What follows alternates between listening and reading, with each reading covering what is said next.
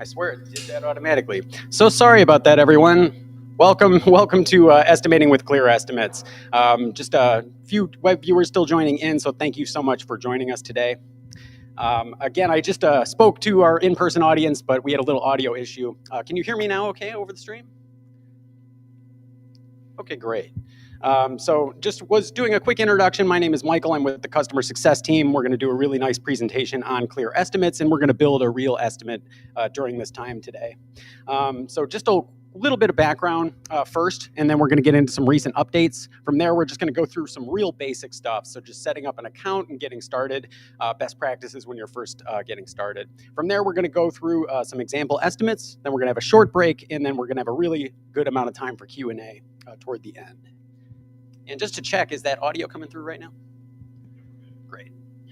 So let's start off with just a little bit of background about Clear Estimates itself. So what is Clear Estimates? Anyone know? It's a software. And like any software, it's designed to solve a problem for you. So if you're a remodeler or a contractor, maybe this sounds familiar to you. You're maybe putting together an estimate in an Excel spreadsheet. Maybe it's a Word doc. Maybe you're piecemealing cost information together from Lowe's or Home Depot or Menards. If you've been through anything like that, then you know just how time-consuming that can be. So what Clear Estimates does is it solves that problem for you by offering you an exhaustive library of remodeling cost data. So you're looking at over 15,000 line items dedicated to things like kitchens and bathrooms and additions, and even some specialty trades included as well. So concrete, roofing and gutters, even decks and porches, some landscaping in there.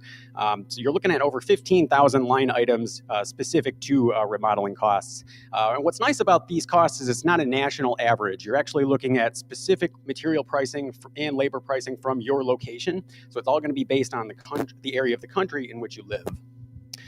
Clear Estimates is a cloud-based tool, so that means that you can estimate from anywhere. So let's say you're at the job site, you could pull up the estimating tool on a tablet. Then later you get back to the office, you'd be able to pull up the same estimate on your desktop. So you can really access it from any device. Another major benefit of a cloud-based solution is automatic updates. So we're not going to mail you a CD and tell you to put it into your computer and update Clear Estimates. We're going to do that for you. We know you don't have that kind of time. So every time you're logging in, you're looking at the most up-to-date version of the tool. And another benefit of a cloud-based solution is that there's no risk of losing your estimate data. So a hard drive crash isn't going to take out your whole backlog of estimates. Those are all going to be stored securely for you on the cloud. And ultimately, it's going to provide you a streamlined approach to estimate creation. So with zero typing, you can find and choose the appropriate items to add to your estimate and instantly produce a fully personalized proposal that's personalized to your business. So it's going to include your own logo, company information, any kind of header or contract you want to include. All of that's going to be personalized. And it's going to help you improve a couple of key metrics. So number one, the accuracy of the bid. So because you're looking at all of these costs and all of these costs, not only are those priced out to 400 locations nationwide, but they're also updated for you automatically and regularly. So every time you're logging in, you're looking at the most up-to-date version of your cost library. It's also going to help increase the number of projects you're able to bid on in a given time. So because of the time-saving features included, it's going to open up the door to work on more projects in the same time it used to take to do just one estimate. It also helps you branch out into other types of work. So let's say you're a handyman and you'd like to get into some windows contracting. You already have that pricing at your fingertips, so it's going to make it so much easier to jump into different types of work. And lastly, it's going to improve the most important metric of all, which is the time it takes between meeting with the homeowner and providing that initial estimate. So that's going to make such a difference in winning that job.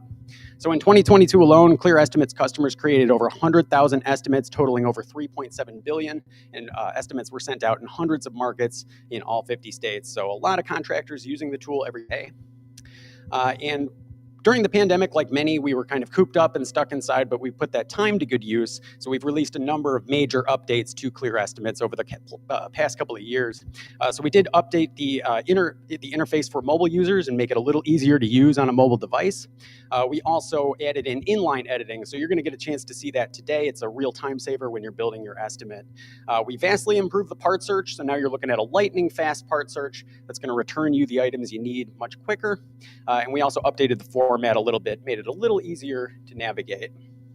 But we're not done yet, so we have more updates coming up this year. We're going to add in some more pricing to the library. And in fact, last week, we added in some composite deck templates to our library. So we're always trying to improve what we have to offer. We're going to be working on some of the reporting elements as well as the template creation process. So there is going to be some news about that coming up. So with all of that being said, let's go ahead and launch into the walkthrough now. So if you do want to follow along today and you have an account, feel free to log in. We're all just going to try to get over to the home page.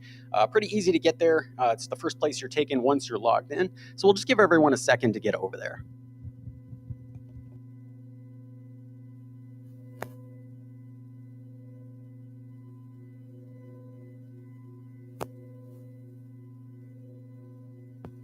Okay, so this is the home page. This is the first place you're taken when you log into Clear Estimates.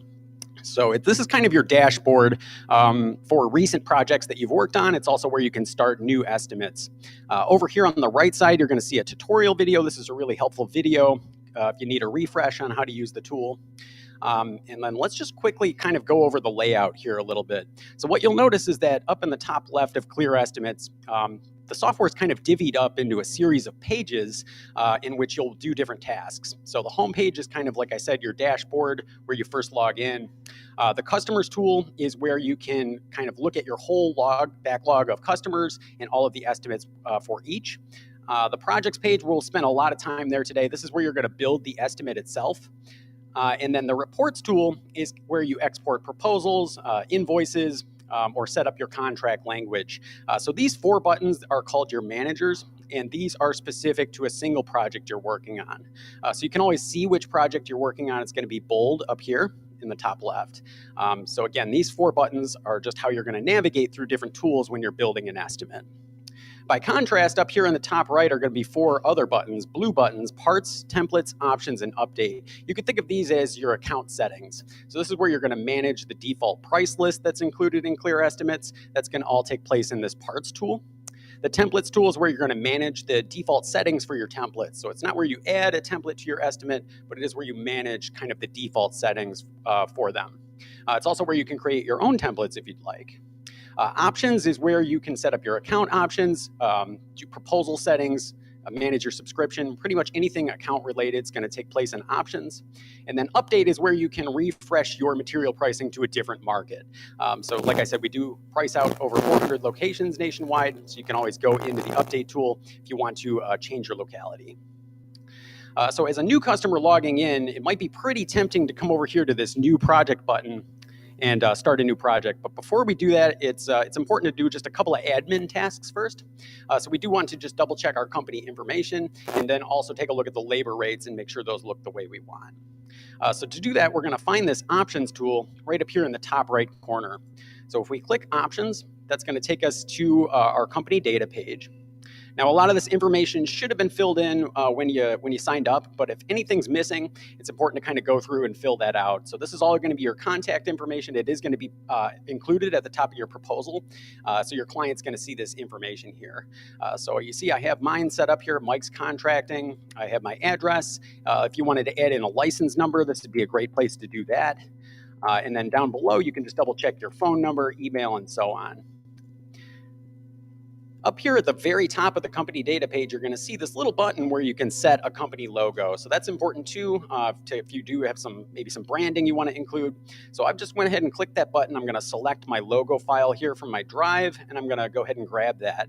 You're going to see it's going to kind of stage it here. So you'll see this little document. What you need to do at this point is just scroll down to the bottom right corner and then click Save, and that's going to import your logo in. Keep in mind you can kind of change the orientation of your logo, how it's going to appear on the document, as well as the size of the logo too. So you can customize all of that here, and then just make sure you click Save after any changes you make. So next we're going to want to take a look at our labor rates. So over here on the left, you're going to see how there's this menu. The second option down is for your labor rate editor. So when we click into that, it's going to show you this tool where it's going to display all of the labor rates that are included in your account. So you're going to see labor rates. These are suggested labor rates from your area, and you're going to see it's going to cover everything from a truck driver, general labor, a tile setter, all the way down to plumber and handyman rates. So these are all kind of specific to your location. If you'd like to see rates from other areas, you're going to see this link up here at the very top that you can click and reference rates from different locations.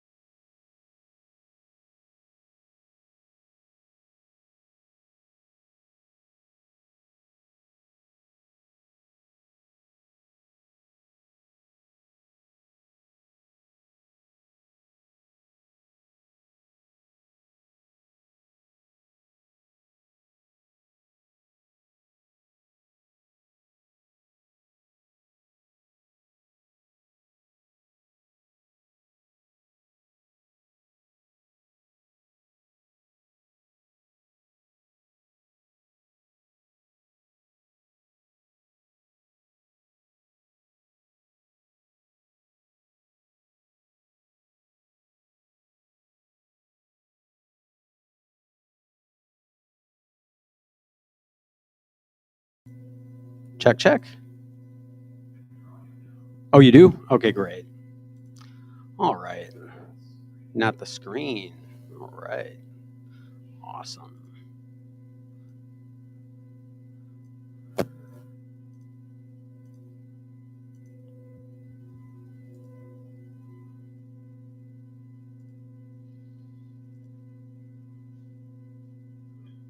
Oh, bingo. Okay, great. All right. So sorry for kind of that little sidetrack we did there. We're going to go ahead and just jump back in. We're just talking about labor rates right now. Just to kind of refresh here, we're just looking at a labor rate editor. What that is where all of the default rates are stored in your account. So that's in options, labor rate editor, for anyone that couldn't hear before. So what we're doing right now is we're just going through and checking our labor rates just to make sure everything looks the way we like. And then if we want to make any adjustments, we can just click into this rate column here and change the rate. So if I paid a truck driver $22 an hour, I could just type that in here and we can save the changes. Now, all of these labor rates are tied back to all of those 15,000 line items in your library. So it's important never to delete these rates, but instead just to come through, click into the rate column and make adjustments. And then last, you just want to make sure you save any changes after you do so. So with that all being said, let's go ahead and go back home. And from the home page is where we can start a new project. So we're all just going to click that little house in the top left and get ready to start a project. Now, before we do that, we're just going to talk for a minute about what we'd like to see estimated today. So if you guys don't mind, is there anything in particular, any types of projects you'd like to see how to estimate in the software? Kitchens and baths? Perfect. Okay. Excellent. So yeah, why don't we just start out right there? That's perfect. So if you guys don't mind, I'm going to sit down for this portion of the presentation. We do have a lot to cover here today, so get a little more comfortable. Get that nice chair movement sound for our web viewers. Okay, great. And please let me know if there's any more issues with audio, and I should be able to correct on my end. Okay, so when you're ready to start your project, again, we're here on the home page. This is where you can start a new project. What you're going to find is this new project button right here. We're going to go ahead and click that, and then it's going to ask us some information about the customer. So first name, last name, their email, and then you can add in a project title and a description. So let's just go ahead and we're just going to add in Bob Homeowner. I don't have a real email address for Bob, so we'll just make one up. We're going to call him bob@homeowner.com. Hopefully that's not a real email address, but and we're just going to call this a kitchen and bath estimate. And then the description can be a little more detailed. So let's say, I don't know, 60 square foot bathroom. And we'll just say 111 square foot kitchen here. So that could be anything you'd like. It just needs a description and a title. And then we're going to click continue. And then the first thing Clear Estimates is going to ask is, will the project contain multiple components? So what that means is maybe there's a couple of different rooms or phases of the estimate. So it's not uncommon to have like in this situation, a kitchen and a bath in the same project. So what a component does is it allows you to organize those different phases of the project for the customer. Now we could set this up ahead of time. I do want to keep it pretty simple to start out. So we're going to start out with the bathroom. And then from there, we're going to get into the kitchen, and I'll show you how to create those sections after the project's underway. So for right now, we're just going to say no, not right now, and we're going to click continue. And so that's going to take us over to projects page. So again, this is where you're going to spend the majority of your time in the software. It's where you're going to build the estimate. It's where you're going to make any changes to the estimate once you're underway with it. Let's just go through the projects page. We'll talk about the layout and where everything is, and then we'll start building this estimate here. So up in the top left, we're going to see the project title. Keep in mind, you can click into this title and make adjustments if you need. Same with the description just below. And then you can always kind of reference which project you have open up here in the top left. So we know that's our kitchen and bath for homeowner. Over here on the right is going to be a series of tools that you can use while building your estimate. So here is where you can export project details. This is more for internal use. It's also where you can integrate with QuickBooks, Buildertrend if you're a pro user, and export to Excel. Next to that is going to be this little eyeball, View Report. This is how you're going to preview your proposal prior to sending it out to your client. Next over is going to be Send to Customer. This is how you can email the estimate directly from the tool to your client. And then there's going to be even more options here in the More dropdown. So you have the ability to duplicate projects, you can archive them, create invoices, and so on.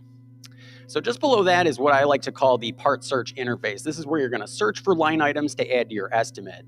So when we're saying parts, we're talking about any individual scope of work that you need to add to your project. So hanging some drywall, installing some wall framing, maybe swapping out a fixture, any individual specific scope of work can be thought of as a part. So we do include 15,000 of them, and they all include material and labor costs sourced from your area. So when you're ready to add those line items to your project, you're just going to click into this search bar and search. The other option is to browse through the library of parts that we include. So you can click Browse Part Library just to kind of open up the catalog of costs. If you'd like to add in your own line item, or if you just want to, let's say, if there's something you couldn't find in the library or you just needed to add something very quickly, you can create a custom line item using this option in the middle. And then you can also add a whole list of line items, essentially pre-built estimates all at once, and that's going to be in Add Template. So we're going to talk about all of the different methods of populating your project with parts today. Down below, we haven't added anything into the project yet, but when we start adding line items, this is where we're going to see them here in the project parts list. Just below that's going to be the markup tool, and this is how you're going to account for your profit and your markup. Any overhead can usually be figured into your markup percentage, so you're going to be able to tack on a percentage for material, for labor, and for subcontractor costs. Just below that, you're going to see alternates and components. These are technically subsections of your project. So alternates are used for creating change orders, and components, like I said in the beginning, are just a way of organizing the project by room or by phase. So we'll be getting into that in a little bit. At the very bottom here, you're going to see miscellaneous items. This is where you can account for things like taxes or discounts. So you can always use this to add in sales tax. Sales tax isn't included in the material costs in the library, so you can always account for sales tax that way. All right, so that about covers the layout. So let's go ahead and get started on this estimate. Now I do kind of have a hypothetical bathroom and kitchen takeoff here that we're going to use to build our estimate. Just going to grab a quick drink here.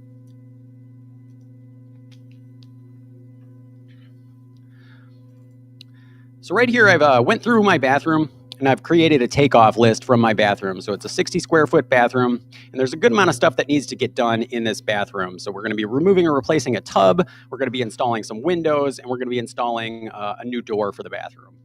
So you can see there's a lot of different work to be done here. So we have a good amount of prep, then we have a number of demolition items.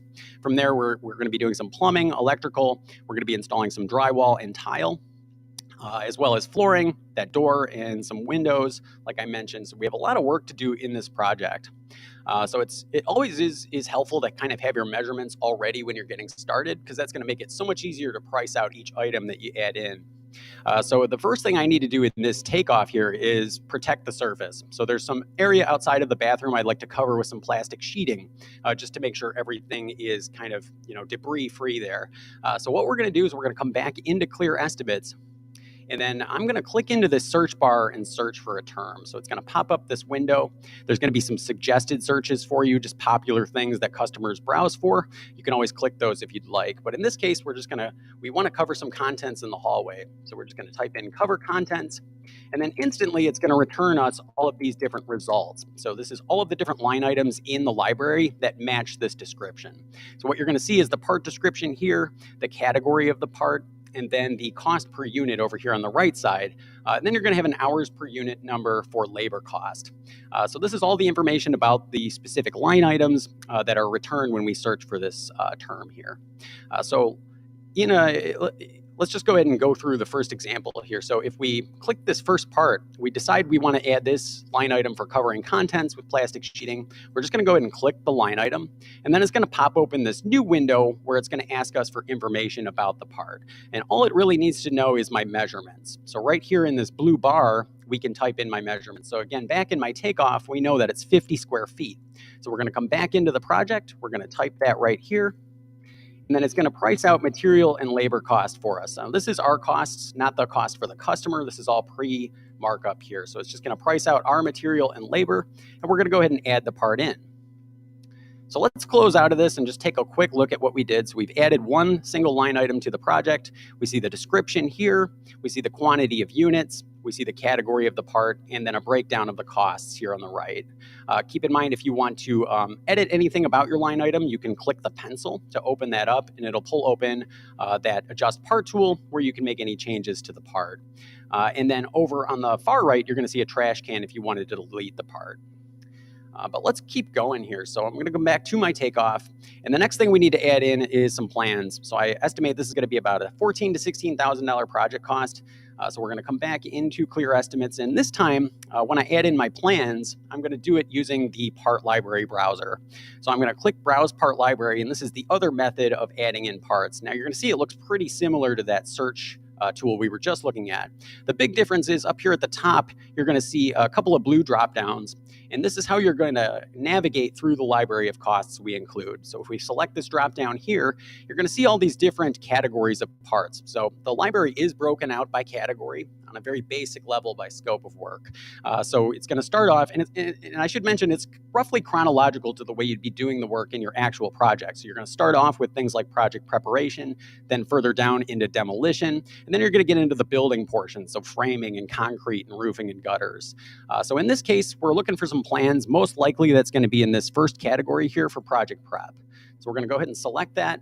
And then what we're seeing when we select project preparation is all of the line items included in that category. Now you can see there's no shortage of parts in here. So there's a lot of different results to choose from. So to get a little more specific, we can use this middle drop down here for subcategories. So under each main category of parts, there's further subdivisions of categories here. So in this case, we wanted to add in some plans. So I'm going to go ahead and grab plans and permits. And then I said this was going to be a $14,000 to $16,000 project cost. I'm going to go ahead and find that here in the list. And here it is, option 6. And then it's just going to ask how many plans I need. Well, really just one. So we're just going to go ahead and add the part in. So moving right along, we also had some permits. So we wanted to pull a permit, again, 14 to 16K. I'm going to click my drop down here, and here is building permit fees. So I'm going to go ahead and click that option. And then once again, I'm just going to find the line item in the list. I'm going to click it, and then I'm going to tell Clear Estimates how many permit fees I need. So it's just going to be one, and we're going to go ahead and add in. So we're almost done with our prep work section here. So next is going to be travel costs. So I did want to include my travel costs in my estimate. Now we do have line items in our library for that specifically, but in this case, I think it's a good opportunity to show you how you could add in your own line item. So what I'm going to do is I'm going to click this middle option here for create a custom part. And this is going to allow us to really add in any cost and description we'd like to the estimate. So in this case, I am going to assign it to that same category we were just working in for project preparation. I'm just going to call this travel cost. And I'm just going to set it up. I'm going to say 150 in material. That should cover my gas to the site. And I'm going to go ahead and save the part. Excuse me. All right, so we've just went ahead and added in all of our project prep into the estimate. Now, really quick, let's go ahead and preview the proposal and make sure everything looks the way we want. So to do that, what we're going to do is we're going to come up here to the top right corner. We're going to find that eyeball, and then we're going to click Print to PDF. So this is going to allow us to preview the estimate before we send it to a client, or even while you're building it, you can kind of preview what's going to happen here. So here's my formal proposal. We have my logo up at the top. I have information about my customer here, and then I have my own contact information here on the right. Just below that, there's just some sample contract language, and a little bit we're going to customize that before we send it out. I'm also going to add in my homeowner's address here and contact info, so that looks a little more professional. And then down here below, we see all of the line items we've added in so far. So what you can see is that Clear Estimates has already printed out kind of a professional sentence of text for each of the line items we've added in. So we didn't type this information, it's just added automatically. One thing I noticed is that my plastic sheeting that I need to cover my hallway is listed in interior painting and wallpaper. So you do see that it kind of divvies up each cost category for the homeowner so that they can kind of keep track of what's going on here. In this case, I'd like my plastic sheeting to be included with project prep. So I'm going to go ahead and go back into the project. And one of the cool things you can do now is you have the ability to just click this part category for interior painting, and swap this over to project preparation. So that way it kind of matches up with the rest of the work I'm doing there in prep. So you can always, you have a lot of flexibility with the information that's going to display. And this is all just specific to this estimate. So we didn't change any of the default settings for the part. It's still going to be in the same category it was in. But for this estimate, we just grouped it together. So let's move into our demolition. So we have a good amount of demolition to do in this project today. So we're taking out a bathtub, we're taking out drywall, a lot of tile, window. So let's go ahead, and in this case, I'm going to start off with a template. Again, a template's kind of a pre-built estimate. So it's designed to get you 80 or 90% of the way there, and then you can customize it a little further for what your job needs. So it's a really handy starting point for the estimate. And we have over 130 templates built in for common remodeling projects. So we're going to go ahead and click Add Template. And when we do that, it's going to bring up this browser here. So this is where we can search for all of the different templates that are included in the account.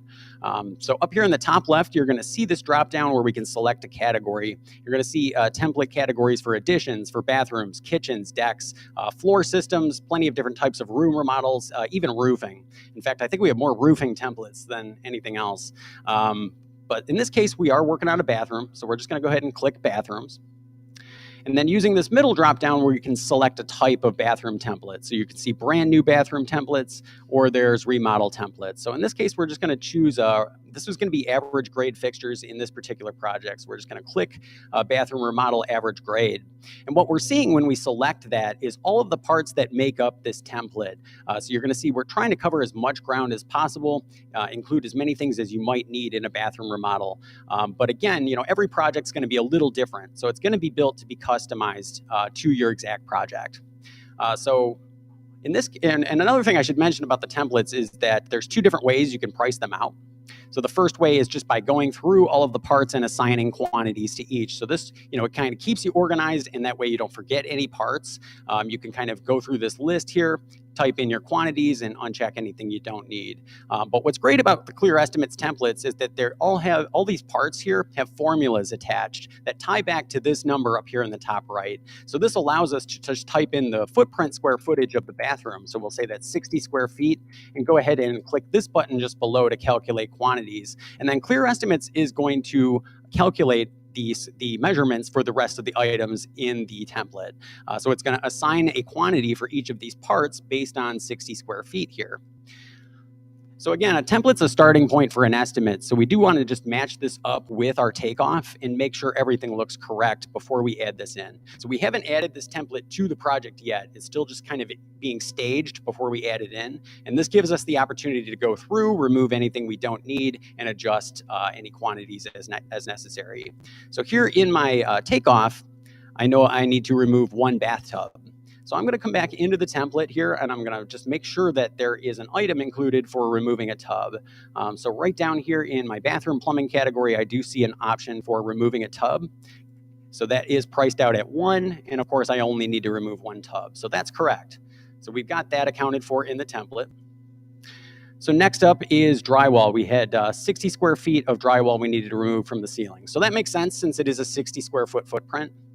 So back in the template, we're just going to double check and make sure we have an option here for removing the drywall. And here it is right up at the top. And of course, it figured that out as 60 square feet. So that's all set. So we do have a price here for that accounted for. We have a labor cost for the removal of the drywall already all set.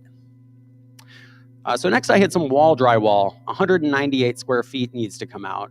So let's go back into the template, and we're going to just double check here. Here is an item for remove drywall from wall, and the template figured it out correctly. So in this case, it's 198 square feet. Now again, if it was a different square footage, we could kind of come in here and make adjustments. But in this case, the template calculated it correct. So next we have some floor tiles. So we need to remove 50 square feet of floor tile from the bathroom. So we're going to come back into the project again, and just a quick refresh if you're just joining in. This hasn't been added into the project yet. We're still just staging the template, making sure everything looks good before we add it to the project. So once again, we're right now removing 50 square feet of floor tile. So we're going to come back into the template, and we're going to see what it's got for the floor tile. So let's see. Ceramic tile wall. And here is ceramic tile floor. So it actually figured 49 square feet. So in my case, I actually I have a different quantity here. I have 50. So I'm just going to come back in here and just double check, make sure we're looking at the right thing here. So floor tile.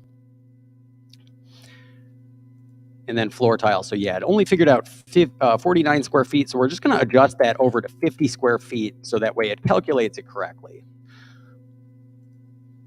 So next we wanted to remove some wall tile. It's going to be 90 square feet of wall tile. We're going to come through here into our demolition categories. A helpful hint when you're going through these templates, you can kind of focus on the category column in the middle. It makes it much quicker to find specific types of costs. So in this case, we're looking for some removal of wall tile. And let's see here. This is my ceramic tile wall. And how much did we need? We needed 90 square feet. So the template has already figured that.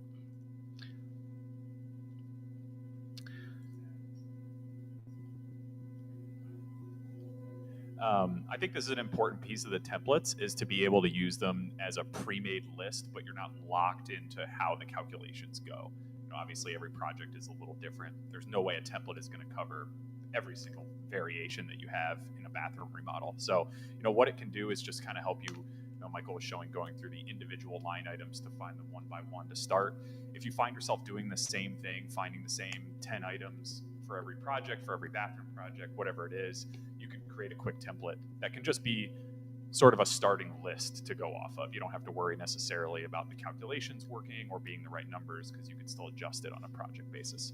So like Michael said, just a good way to use them sort of in a couple of steps. Yeah, absolutely. Thank you, Jack. And I should have mentioned that in the beginning. The templates are fully customizable, so you can create your own templates. Did you have a question? Sure.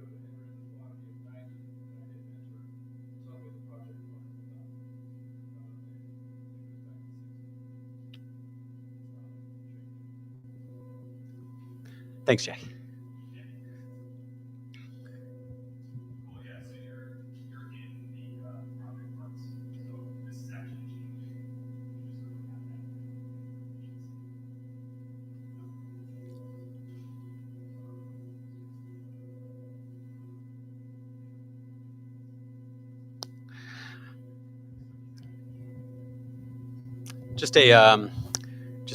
We are, just for web viewers, just kind of jump back in here for a second. So right now, we're just kind of looking at a template right now. This is a template for a bathroom. It's an average grade bathroom. And we're just pricing out a number of items in a takeoff list for a 60 square foot bathroom. So what we just worked on was wall tile, and we were removing 90 square feet of wall tile from our room. And so then over here in our template, we see that it's already kind of priced out at 90 square feet. But if for any reason we needed to adjust that, we can just type in a new number here. So if that was 89 square feet, we could type that in here, or we could just leave it at 90 since that's what's in my takeoff. So that part makes sense.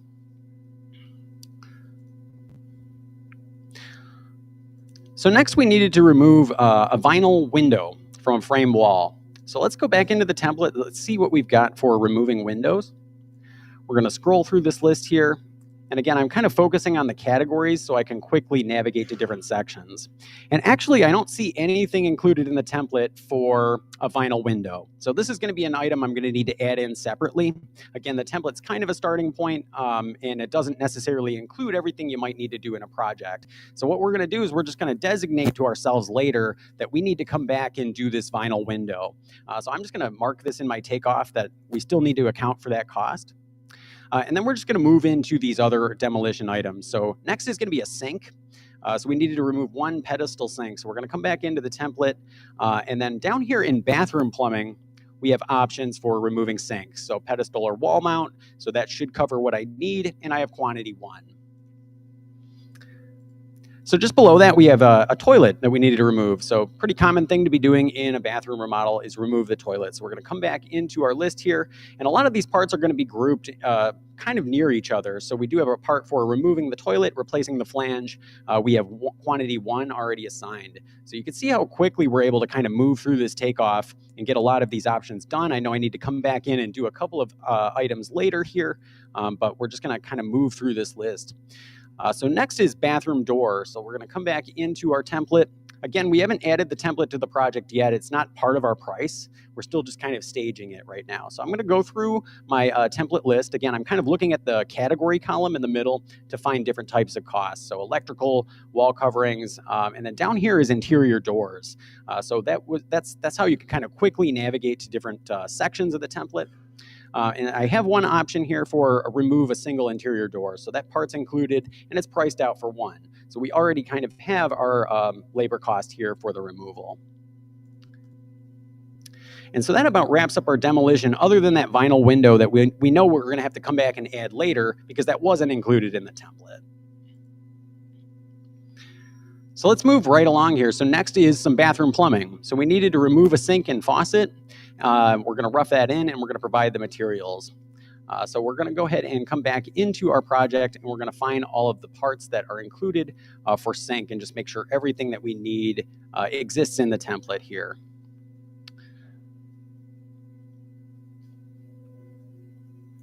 All right, so perfect. So labor to install a vanity top with a single sink and faucet. Keep in mind that some scopes of work are going to be divvied up into a labor cost and then a separate cost for material. So this is a good example of that. So we have the labor cost for the sink here, and then we're going to have a separate cost for providing the sink.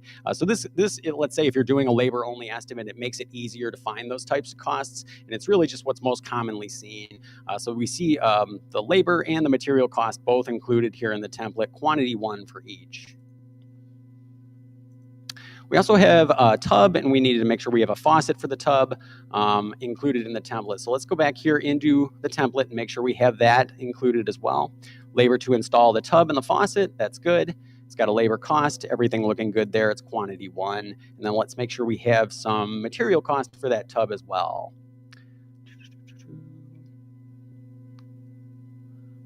Yeah, and here it is. So provide my bathtub, so that's included as well. And we have a cost here. So again, this is going to be an average grade bathtub. If the customer wanted, let's say, a premium grade bathtub, we could always uncheck the part here on the left and then pull one of those in, like a premium grade bathtub item from the library later. But in this case, we're just going to leave it average grade, and this cost looks about correct. So next we had a shower faucet and valve set. Let's just make sure we have that here somewhere in plumbing. And actually that was included here. No, that's the labor. Let's see. We should have a faucet part here somewhere in plumbing.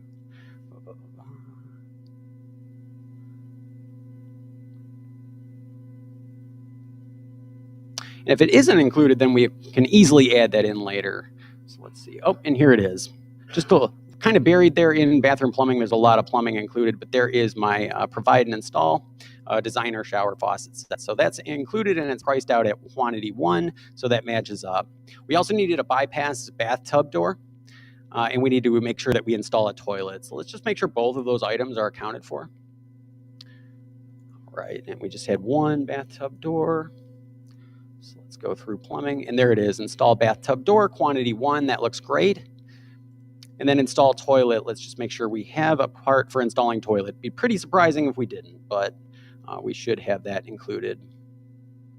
Yep, and there it is. So we have the part for providing the bathtub, and there is that, I'm sorry, we're actually looking for the toilet right now. So here's the part for installing toilet, so that's accounted for as well. So great, we're moving right along. Next, we're going to be doing some electrical. In this case, I'm going to have a subcontractor do some of the electrical installation. So I'm not going to do it all myself. I'm having a sub come in and do some of this work. So in my template, I should have parts for electrical, and here they are. And I have a installed GFIC outlet, and I have an installed bathroom light and fan switch. That's exactly what I need, but again, I'm gonna have a sub come in and do this labor for me. So what I'm gonna do is on my takeoff, I'm just gonna mark to myself that these are gonna be subcontractor costs, so I know to come back and update them later. So they're gonna add in as an in-house labor cost, but we can come back here later and change that. So we just need to know that we need to come back and make some modifications to those items later. So next we have some wall coverings. So this is going to be things like drywall and wall tile. So let's go ahead and go back into the template. Again, we still haven't added any of these line items to the project yet. We're just staging them, getting them all priced out correctly, and then we're just going to add this entire group of parts all at once into the project. So let's start off here with provide a ceramic tile wall, and we need to make sure labor for installing is included. So we're going to come down to wall coverings, and then here is a part for 6x6 ceramic tile wall, and it's priced out for 90 square feet. So what do we have in the takeoff? We actually did have 90 square feet, so that's perfect. And then we also had provide ceramic wall tile covering. So that's going to be both the labor and the material cost for providing that tile wall. So both are priced out at 90 square feet, and that matches exactly what I have in my takeoff. So next we needed to install some standard drywall, 144 square feet of it. So that's just going to be the wall area where drywall needs to be installed. So we're going to come back into the template. Also in wall coverings, we should find a couple of parts for drywall. So here is one part for drywall. It's 1/2 inch. So this is my standard drywall. It's 144 square feet. Let's see what I have in my template. Exactly. So this is all just kind of based on standard measurements we're seeing in projects. But again, if there was any difference there, you can always just click into this quantity column and change that around. So next we had some moisture resistant drywall just for the area around the shower. And I had 100 square feet of that I needed to add in. So we're going to come back into the template again. And then right here is some moisture resistant drywall. Now what you might notice about this moisture resistant drywall part is that it's only priced out quantity 1, but that unlike this first drywall part, it's priced out in the unit type pieces rather than square feet. So this is something that you may see in the library. There's going to be certain small area parts that account for a certain square footage in quantity 1. So in the case of the 1/2 inch drywall, we see it says over 300 square feet. So this allows you to kind of type in the exact square footage, but there is going to be kind of one and done small area parts that will only account for up to a certain square footage. So this is accounting for up to 100 square feet of moisture resistant drywall just in one line item. So that is correct there. And so next we had labor to patch a hole in the wall area. So there's something, there's some sort of a hole in the wall that the customer wants us to come in and patch. Now my guess is there's nothing included in the template for that, but we can of course browse through and check. I don't see anything like that. So this is another thing we're going to have to come back and add in later. It's not included in the template, so we'll just need to know to come back and add that in after the fact. So next we needed to install some ceiling drywall. So we have 60 square feet of ceiling drywall. So let's come back in here. There should be a ceiling coverings category specific to things like drywall. And here it is. So we have a 5/8 drywall ceiling over 300 square feet, and it's priced out 60 square feet. Again, if this was any different kind of drywall, you can always uncheck the part and add in a different type of drywall later. In this case, we're just going to leave it as is.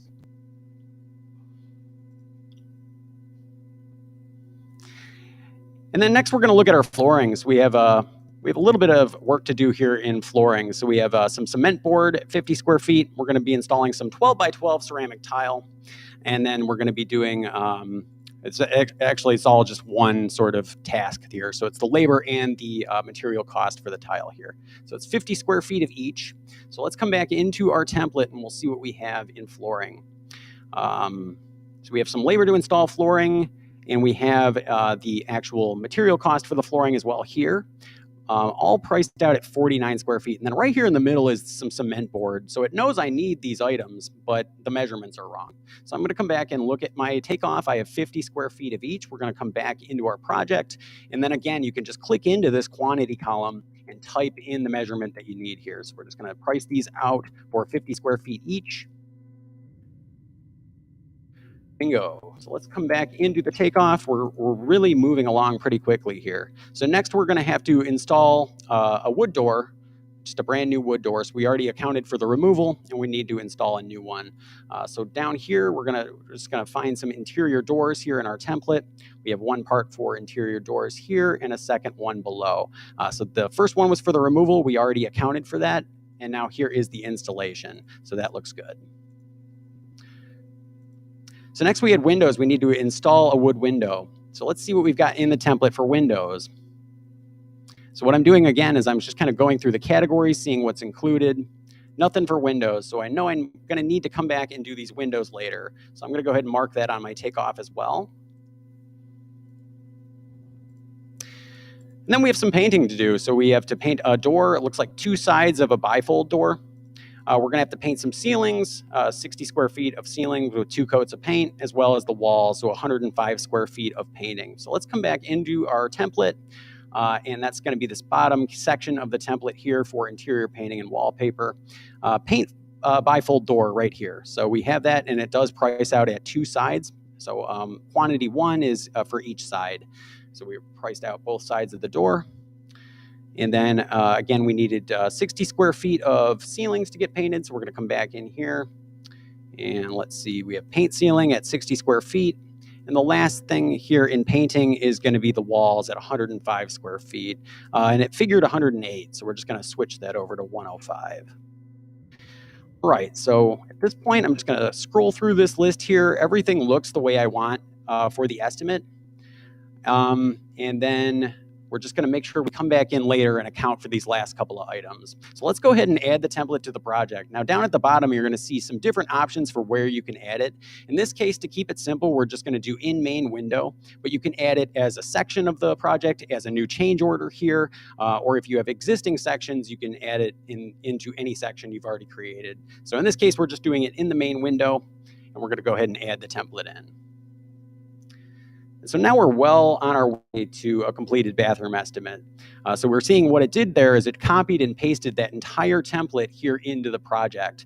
And then now, if we needed to adjust anything further, we can of course do so. So any of these columns are clickable. If we wanted to adjust anything about the material cost, we can click the material column for any part and make quick adjustments. Same with the labor cost and rate. So if we needed to choose a different labor rate for any of our parts, we can go ahead and click that. Keep in mind that there is going to be tutorials available also that'll get into the in-depth calculations here that you can go through with a project, as well as everything we're covering today is also going to be included in tutorials. But we're just going to kind of keep moving through. So coming back to our takeoff list, we had those couple of items we didn't add in yet, and then we also have some cabinets and some finalization. I should have mentioned there was nothing for cabinets in that template, so we do want to add that in next. So let's just kind of go in sequential order here. We do have this cabinet, medicine cabinet and mirror we want to add in. It's 28 by 20. So what I'm going to do is I'm going to come back into my project and we're going to add that part in. So we're going to click search for parts up here, and then we're going to go ahead and we're going to search for a line item for a medicine cabinet with a mirror. So we're going to come back in, medicine cabinet. It's going to search the whole library for medicine cabinets. Now in this case, let's see what my measurements were. It's sliding, it's 28 by 20. So I'm going to come through here. We're going to look for 28 by 20. And here it is, sliding mirror, medicine cabinet, 28 by 20. Just need one of these, so I'm going to leave that at quantity 1. Again, if you wanted to adjust anything about a part when you're adding it in, you're going to have these different calculators for each part. So what it's going to do is it's going to show you your cost per unit. So up here, you're going to see what your unit is: piece, square foot, linear foot, cubic yards, dollars, and hours. And piece is really commonly used for something you only need one of. It's kind of your catch-all for anything not priced out in square foot or linear foot. Certain parts, like for drywall, are going to be priced out in square foot. Something like baseboard is going to be in linear feet. In this case, it's just accounting for one medicine cabinet here, and its material cost for a piece. So we're seeing price for piece right here is $173.60. So it's just multiplying this number by our quantity. So if we did need to, for whatever reason, add in 2 medicine cabinets into this bathroom, we could switch the quantity there. In this case, they only wanted 1, as is pretty standard, I think. Same thing for labor. So you can always adjust the hours for install. So this is showing you the amount of time it's predicting it's going to take you to install one of these medicine cabinets. So if I knew I had a different hourly requirement for installing one of these, I can always increase that or decrease it depending on my needs. But it's going to take this number here, it's going to multiply it by your quantity, and then again by a labor rate. So you can always switch your labor rates here too. In this case, we're just going to kind of leave it as recommended. And we're just going to go ahead and add in quantity 1. As suggested, I should say, not really a recommendation. So next is finalization, and we needed to account for dumping some debris and some cleanup. So let's make sure we add these in here as well. So we have 3.5 cubic yards of debris I want to get rid of after this is done. So what I'm going to do is I'm just going to click Browse Parts over here, and that's going to kind of reset my part search. So I'm just looking at that original Browse Part window. And so for something like dumping debris, it's probably going to be in the finalization category. So what you can do here in Browse Part Library is you can click the category dropdown and you can navigate to the category of part that you want. So I'm going to come down here to the very bottom of the remodeling library, and you're going to see that there's project finalization. So what I'm going to do at this point is I'm just going to search for items just within this category. So I selected finalization, and now I can use the search bar to search only within finalization. So again, we needed to do some cleanup and we needed to dump some debris. So I'm just going to type in debris, and it's going to show me everything we have included for the debris. In this case, it's about 3.5 cubic yards. So here it kind of designates how many cubic yards of debris. So here we have a load and haul and dump concrete or heavy debris, 3.5 cubic yards. We're going to click that item. I just need one, and we're going to go ahead and add the part in. So next we have some cleanup, about 100 square feet of cleanup. I'm going to do the same thing. We're still in finalization here, and I'm just going to type in clean up. And then we should have different items and prices here for cleaning up the space. So it's about 100 square feet. Let's see what we've got included. This is up to 100 square feet. And then down here, there should be, let's see, 200 to 300. I don't want to do up to because I'd like to make sure I account for all 100 square feet. So here's, that's for basement.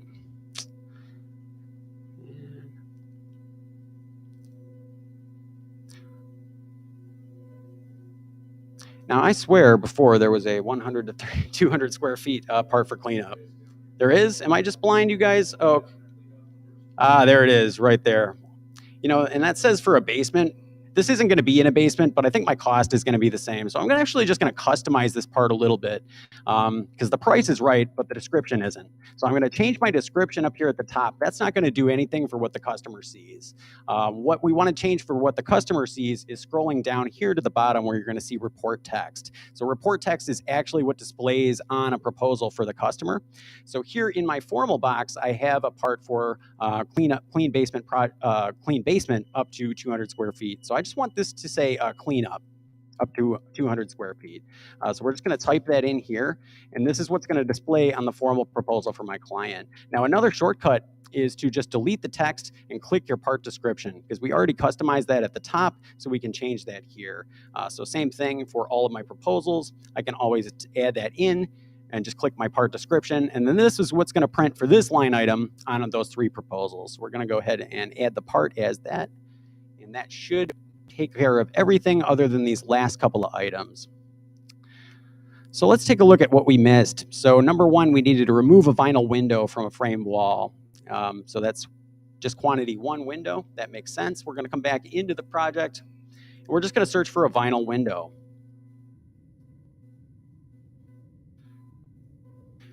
And so in this case, it was removing. So we just need to remove one. So let's see what we had measurement-wise. So 12 to 25 square foot wall. And here is an option for remove vinyl window from 12 to 25 square foot wall. So that makes sense. We're just going to add in quantity one, and it's going to price out the labor for that removal. So that's done. So let's go ahead and mark that off our takeoff. So next we had that electrical work. So again, a sub is going to be doing this electrical. So let's come back into my project really quick, and we're going to find our electrical items. I'm going to kind of use my category column in the middle to find my electrical parts. So here they are. They're both priced out correct for material costs, but again, I have a sub that's going to be doing the install. I'm not going to be doing it. So in that case, what I can do is I can just find this line item, and I'm going to come over here to the right side, and I'm going to find this pencil. When we click that, it's going to show us this window where we can make adjustments to the line item. So in this case, what I wanted to do was price it out as a subcontractor cost. So what I'm going to do is I'm going to find these three calculators for my cost. So again, it's material, labor, and sub. I'm going to go ahead and uncheck the labor cost, and then I'm going to add in some subcontractor cost. So in this case, my subcontractor, he charges me $50 per outlet. So what I'm going to do is I'm going to add this in as a cost per piece of 50. And then always keep in mind when you're doing this, your multiplier should be 1.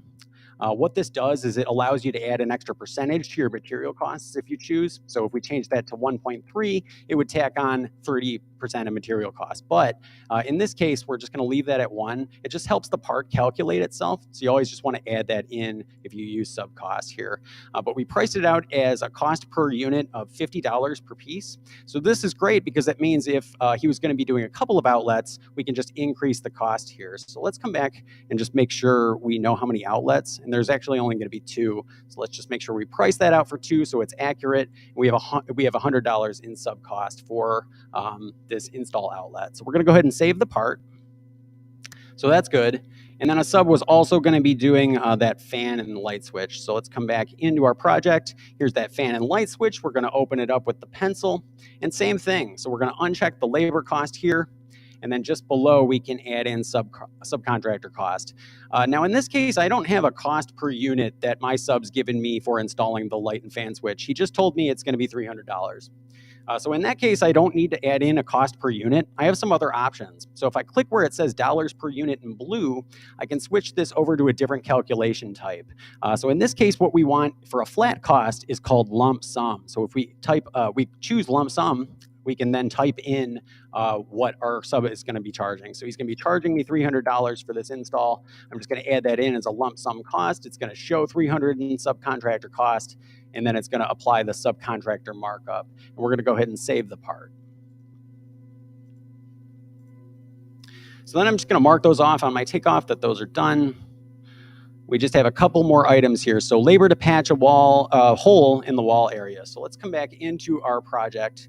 And then we're going to search the library. I'm guessing we do have something in here for patch hole in a wall. So let's see what we've got. We have patch small hole in the wall up to 3 inches diameter. How big of a hole is this? This is a 2-inch hole. So let's see. That should be fine. We're just going to add in the cost for one of these.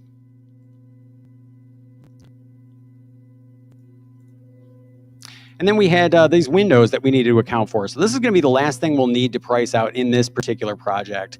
So it's just installing a wood window. So we're going to come back into our project again, and we're just going to search. In this case, let's just go ahead and browse the part library and pull up some windows. So what you can do when you're browsing parts, keep in mind this is a really handy shortcut. When you're looking for a category of part, you can kind of just click into the category box, and then we can just type in window, and then we're going to see everything in Clear Estimates library related to windows. So here is wood windows. And again, we just needed to install one wood window. It's a 1.8 by 4.2 double hung. So let's come back in and see what we've got for that. So what I'm going to do is first add in some labor cost for install. So here is labor cost to install wood window. And here is an item for a double hung window wood window install. So we're just going to price out one of these. And then we also had the material cost. So what we're going to do in this case is we're going to click the subcategory drop down. We're going to find costs for double hung wood window. And then what were my measurements? 1.8 by 4.2. And here is an option for 1.8, 4.2 double hung window. So that looks great. We're going to go ahead and add that in. So great, that pretty much completes my entire takeoff. So at this point, I do want to take a look at the proposal. We're not quite done yet. There's a few more things we're going to want to do before we send this to the customer. But really quick, let's all just kind of preview the proposal. Again, that's just going to be this eyeball up in the top right. So we're going to click View Report and then Print to PDF. And then we're just going to see what the proposal looks like thus far. Great. So all of our items are included. Everything is, like I said in the beginning, kind of broken out by cost category. And then Clear Estimates is going to print professional text for each of the items to be completed in the project. So we see all of that broken out by category here. And then we have a subtotal for the items we added in so far. So again, I do want to do a couple of things here. Number one, I wanted to add in my customer's address and information so that looks a little more professional. I also wanted to customize the legal language agreement so that it matches for my company. So this is just an example. We would want to customize this before sending it out. So let's come back into the project here. So number one, I wanted to add in my homeowner's address to the project proposal. So we're going to come over here to customers, and this is where we're going to manage anything about our customer's contact info. So here's Bob homeowner. We've already added him in, and here we see the project for the kitchen and bath that we just added. So this is always where you kind of manage your customer list. You're going to see all of their projects contained within. In this case, I'm just going to click this edit button right here in Bob's profile, and then we're going to add in some more information here. So Bob had a partner, Bernice. He wants her listed on here as well. So we're just going to say homeowner. Street address, they live at 123 Main Street. They're right here in town in Ann Arbor. I believe that's in Michigan, 104. And we're just going to add in a phone number for Bob here. We're just going to say 555-1212. And then we're going to save changes. So now instantly, we're just going to be able to see that change. We come back to the project, we view the report again, and we should be able to see that updated on there. So the other thing we wanted to customize also on the agreement while that's loading up is the boilerplate language. So boilerplate is another term for legal language or contract language, any kind of legalese you want to include at the top of your document. You can do that using boilerplate. So it kind of gives you a hint of where to go to do that. But it's going to be in your reports tool, which we talked about in the beginning. So if we come back to the projects page here, we're going to find the reports tool, which again kind of looks like a clipboard. So if you want to click that, that's going to take you into your boilerplate section automatically.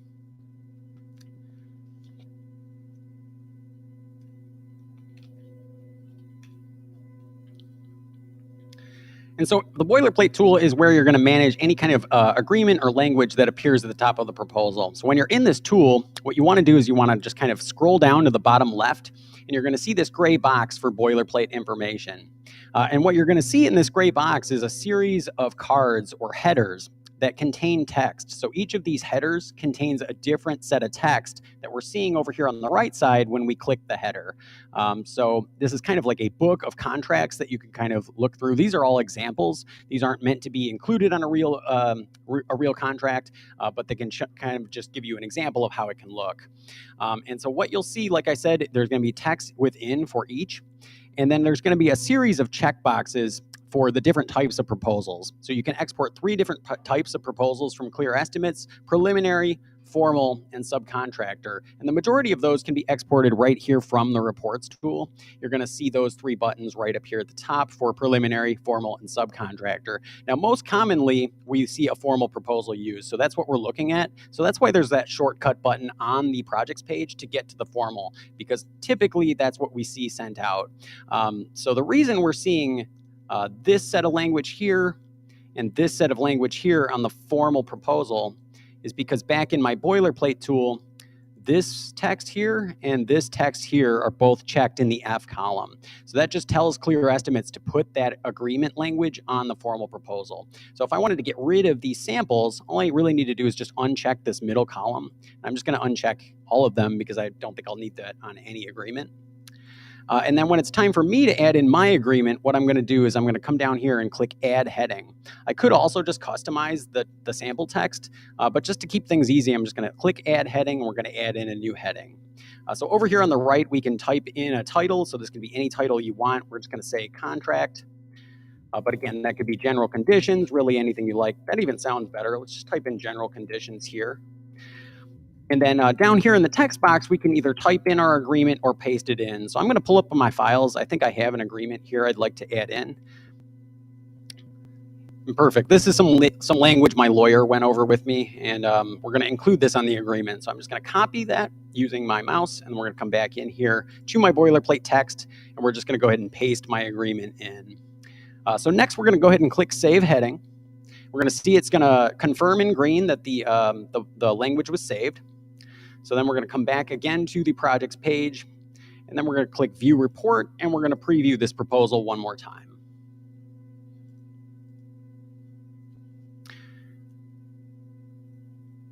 All right, excellent. So now we have my homeowner's address and contact info included. That's great.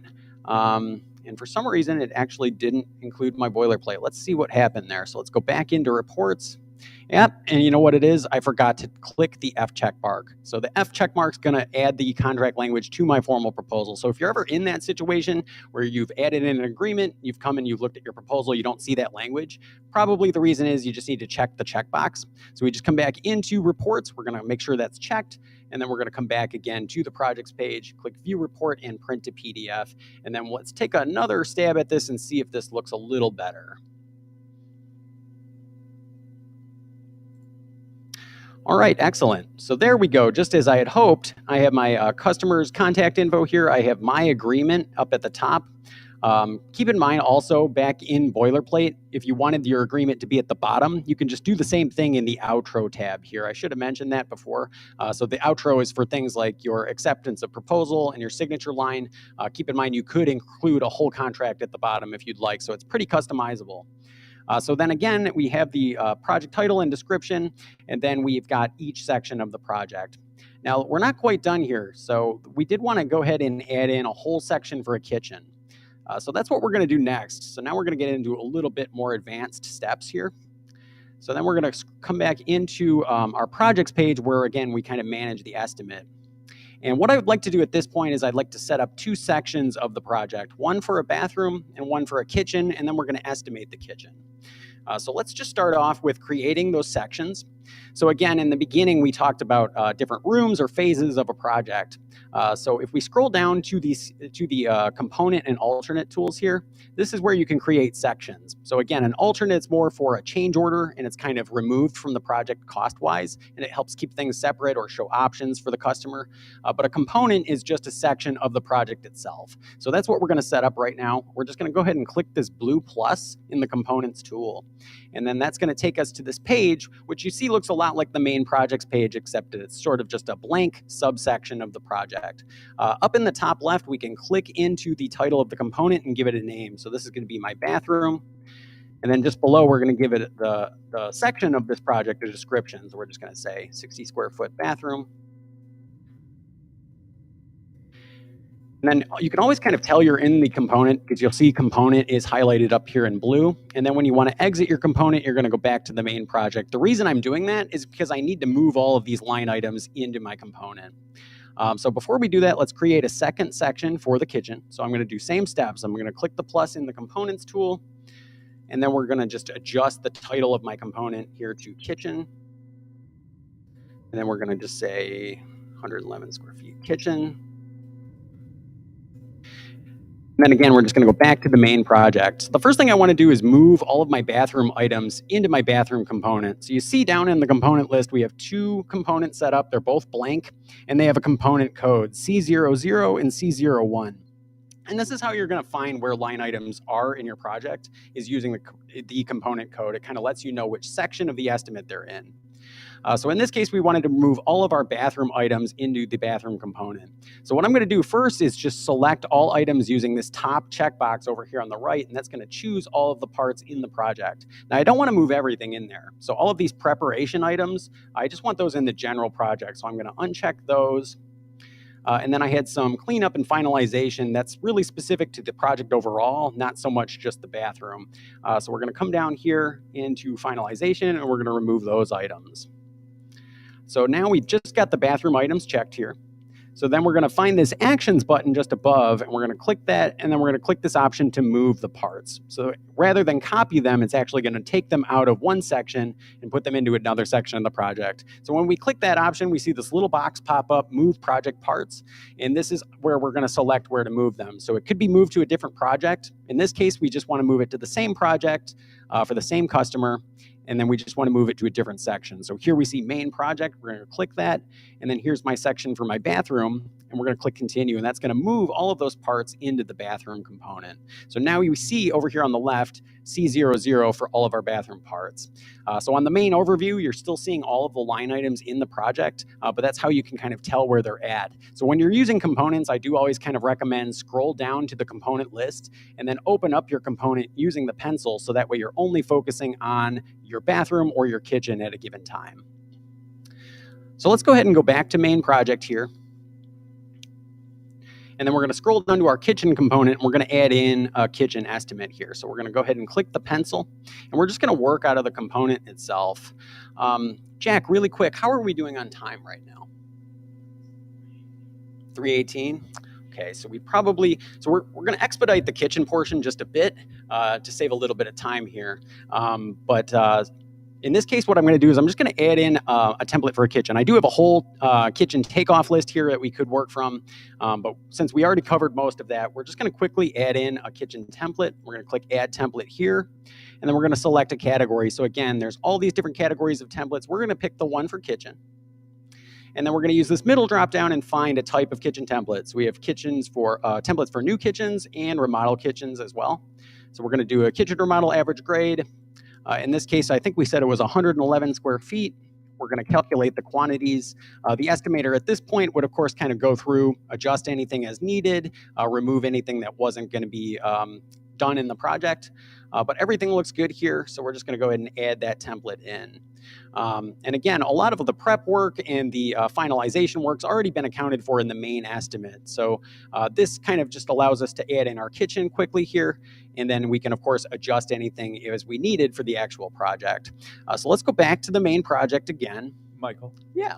Do you think you could cover kind of how you added that template to the specific component? Certainly.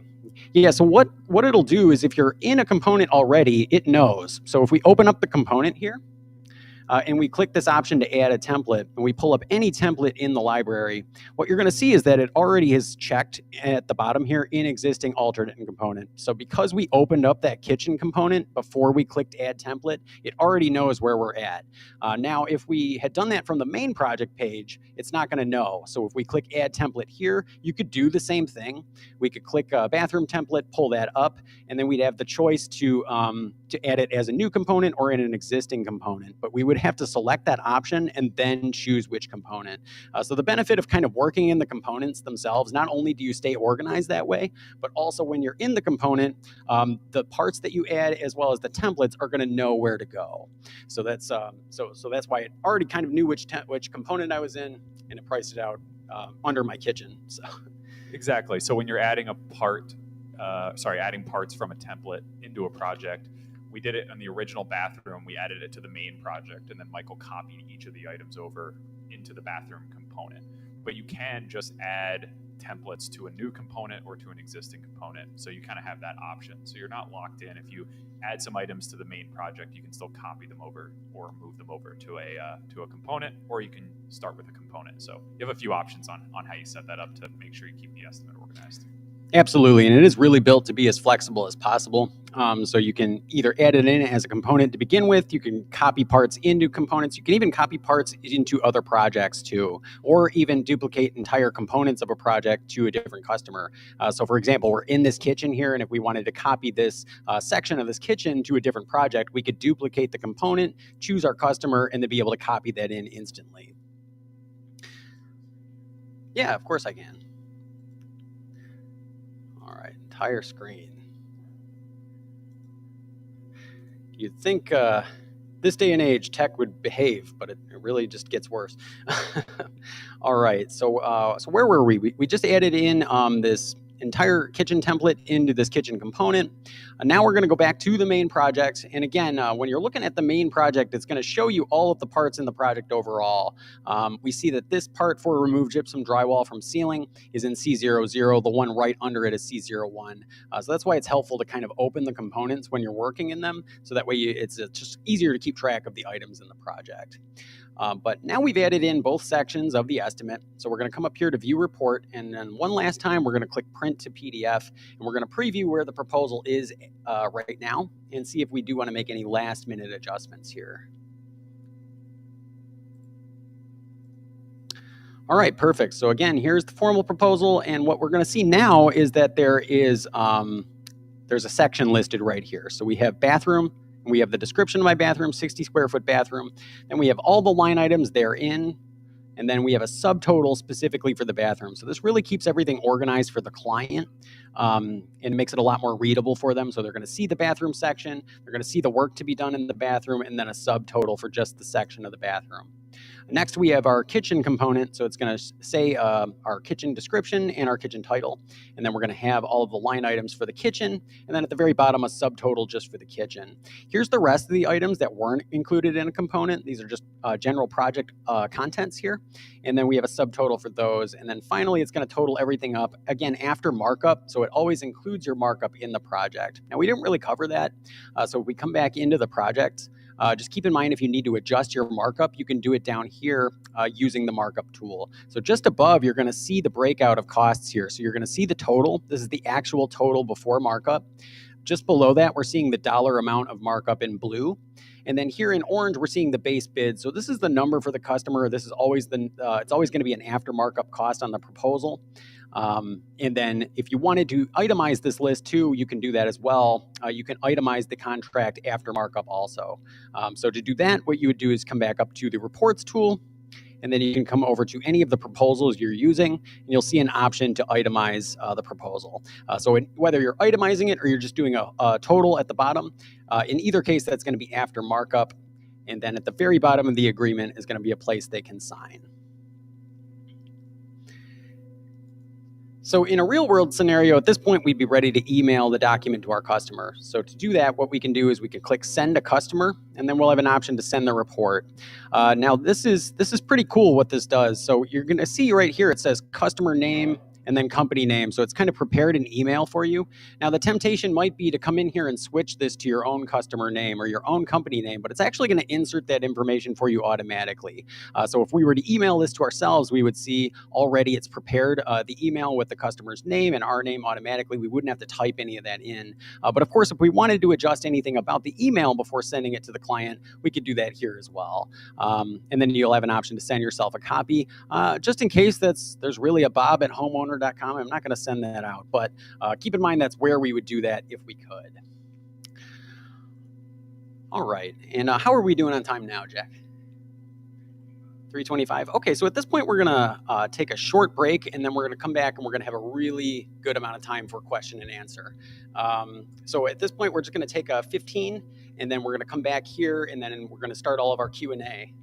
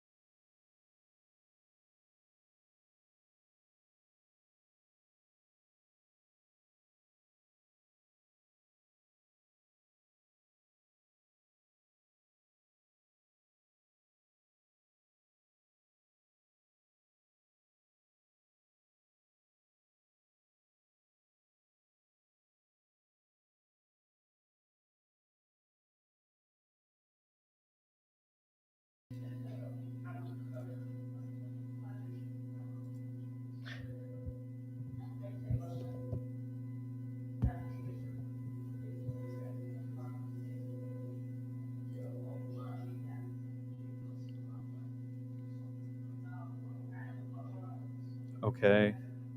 Everyone, I think we're going to get started again here.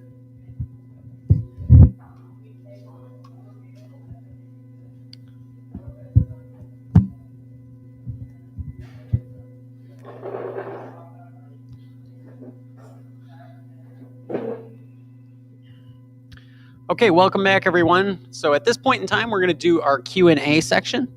And we're just going to take a couple of questions here from the audience. We did have some chat questions come in first. So why don't we cover those first, Jack? Let's go through a couple of questions from customers here. Yeah, great. So we do have a few questions from the chat of viewers online. I'll start off with a question from Raquel. She wants to know if she has already created a proposal, created a project in the software. Is there a way to turn that into a template? At the moment, the answer is no. There is not a way to do that, but that is currently the next item up on our roadmap to build.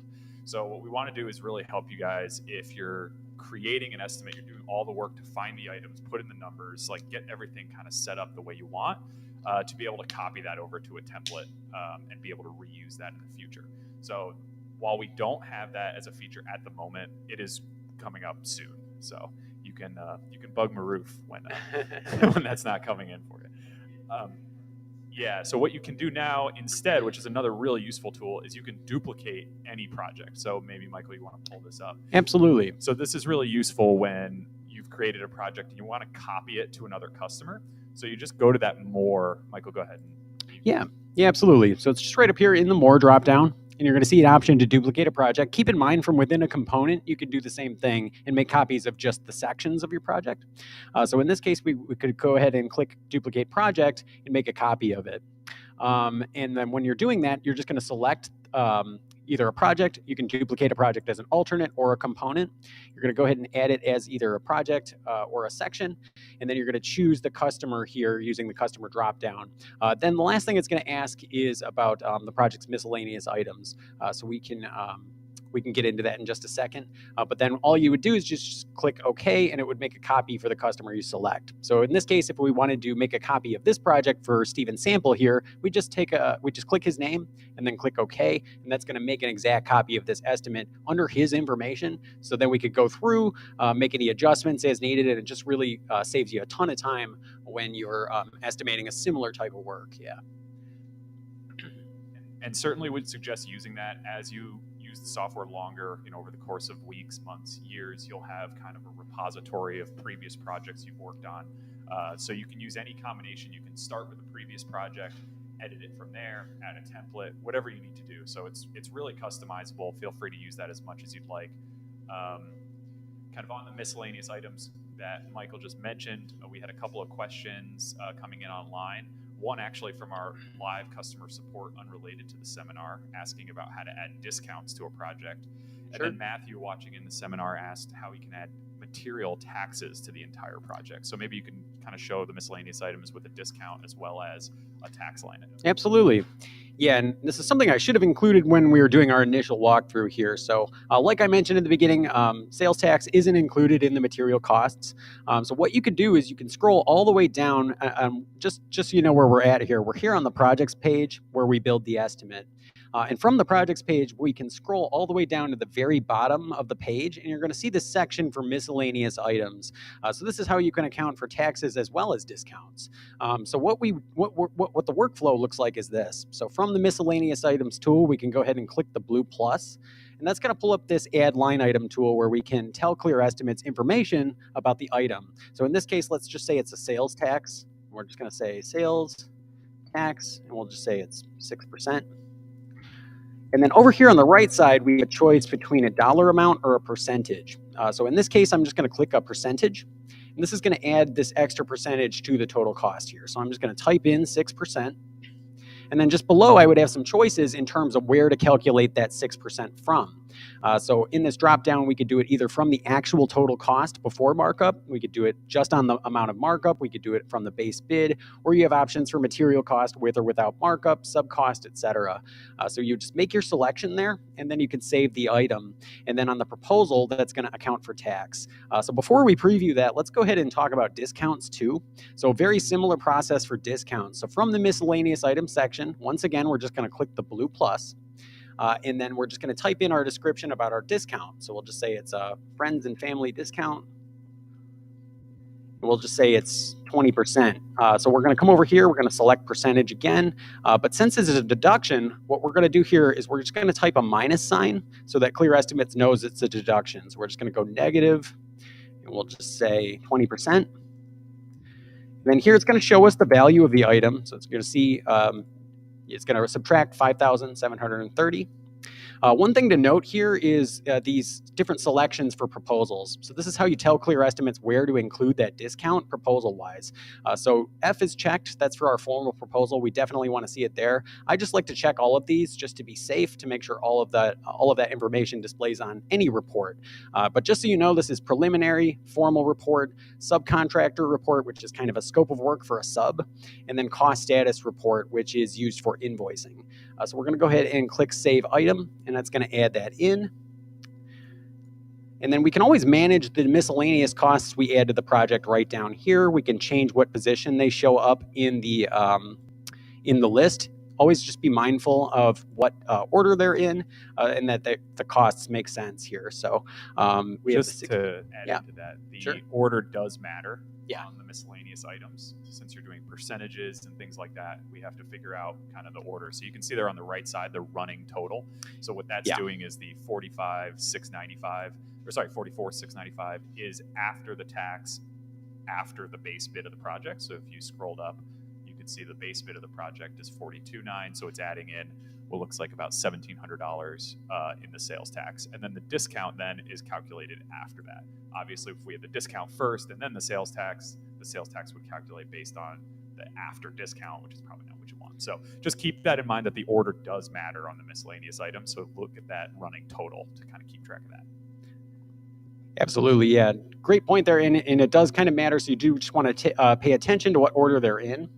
And then on the proposal, what we can do is just scroll up. We're going to preview the proposal again. We're going to click View Report and print a PDF, and I'll show you what those look like on the document itself. So what they'll do is they'll just kind of be items listed below the total project cost, and then you'll have a cost after miscellaneous costs. So if we scroll down here, you'll see exactly what I mean. So we're seeing the project cost, then it's showing the customer really the sales tax and 6%. Then we're seeing our friends and family discount. It's in parentheticals, so you know that it's a deduction. And then here's the total cost after. So we see customers set these up for sales tax, discounts, in some cases even profit margins are listed there. So you can really add any extra percentage you'd like to the project that way.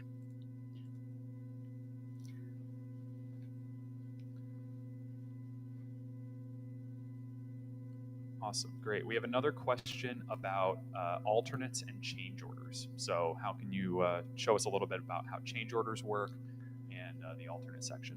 Yeah, absolutely. So we do have a specific tool in the software for change orders. It's called the alternate tool. And so down here, kind of earlier, we were talking about components, which are technically just subsections of the estimate. So alternates work very similarly. The only difference is that their cost isn't included in the project cost. So it's a way of kind of creating a standalone change order, and it also simultaneously helps you show options on a proposal. So let's go ahead and click the plus here in the alternates tool, and we'll set up a change order quick.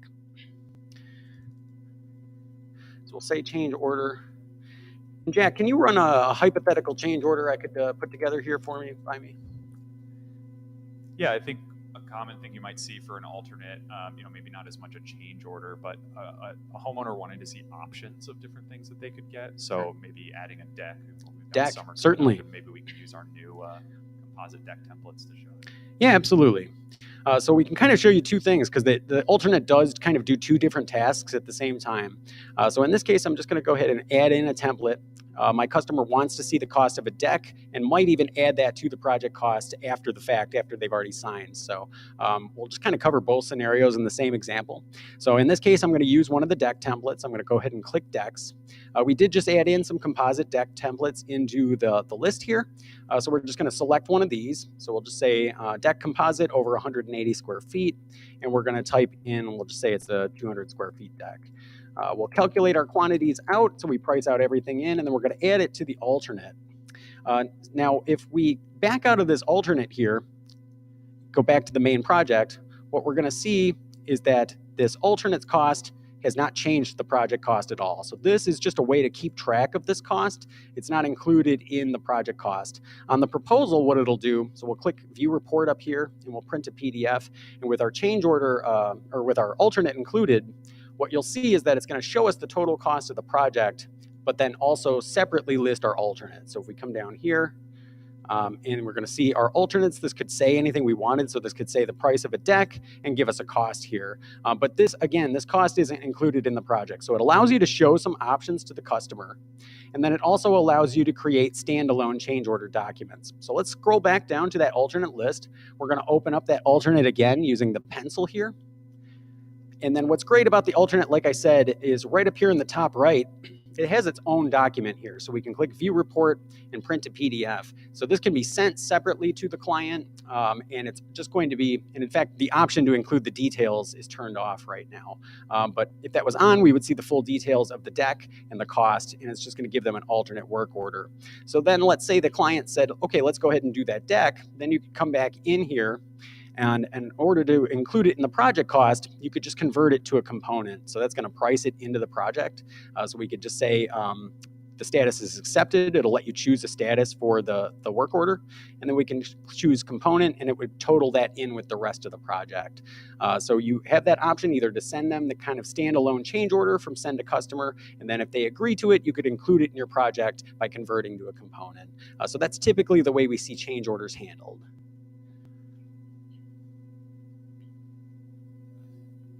Great, yeah, and with those alternates, you can also, if you're doing a change order where you're replacing an item from the original estimate and now adding a new item into it, you can also do a lot of different things to remove that item from the original and then expand it out with that alternate. We do have tutorials in detail about kind of everything you would need to know about the miscellaneous items, the change orders, alternates as well. So if you're interested in those later on, those are all covered. We have another question. Does anybody here have a question that you want to start with? We've done a few online questions.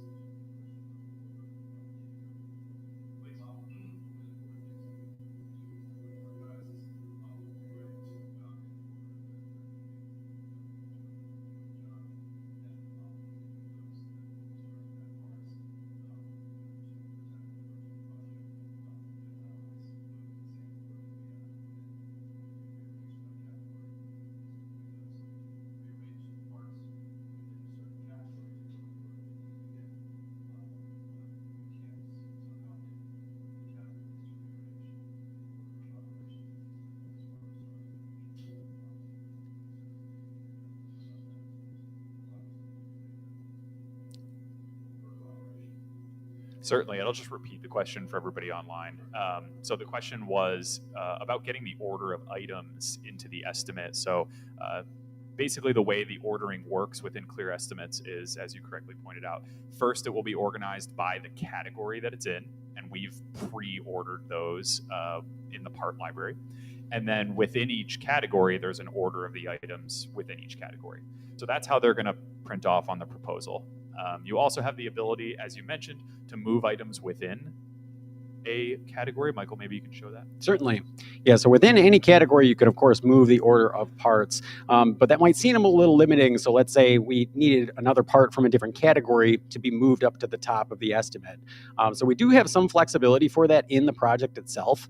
So since you can kind of click the title of any category and switch it to a different category, so let's say for whatever reason we needed this demolished ceramic tile floor included with project preparation, we could just switch the category here, and then that's going to sort it up at the top now with the rest of the project prep items, and then we'd be able to select the category and move it, or select the part and move it within the category. So there is some flexibility that way. At the moment, there isn't a way to define a set order within the library itself, but something we're hoping to add in here soon.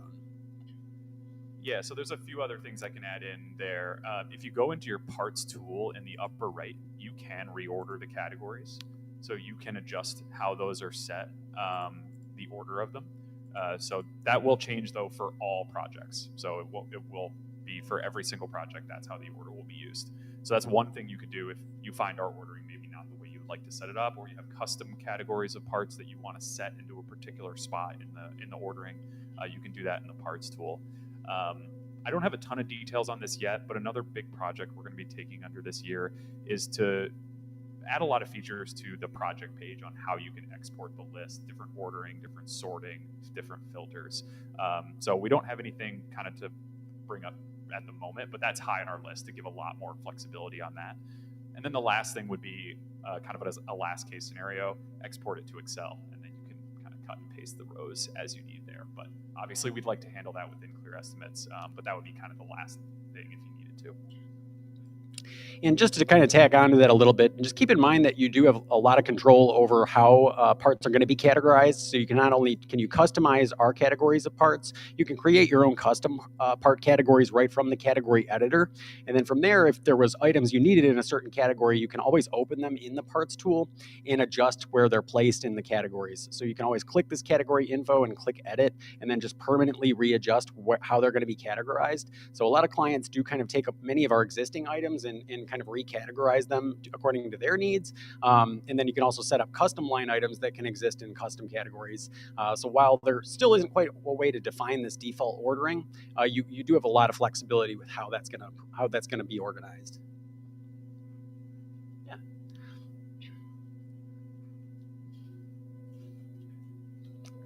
Please. Great question. So in the internal description for the part in your library, there is a character limit here. So if we open up any of these parts, the description does cap out, I believe it's 255 characters. So it does at some point kind of cut you off here. So if we pasted the same description, it wouldn't let us save beyond a certain point because there would be a character limit there. But what you can do for at least the customer facing side is that you can use the report text. So there's no character limit here. So this is how the item's going to be described on the actual proposal, is using the formal text. So for any part, there's going to be 3 different text boxes in report text, which are the item's description that's going to appear on the different types of reports. So again, most commonly we use the formal report. So you can always adjust what's going to appear for that item here. And like I said, there's no character limit. So a lot of customers will use this to add notes for clients. You can even add spacing here. So you can really add as much detail as you'd like for the customer here. But for the internal part description, what it displays as in your library, yeah, there is that character limit, and that just kind of helps it fit into the part search module so you can find the item easier. But you do have that flexibility on the client side where you can add as much text as you'd like.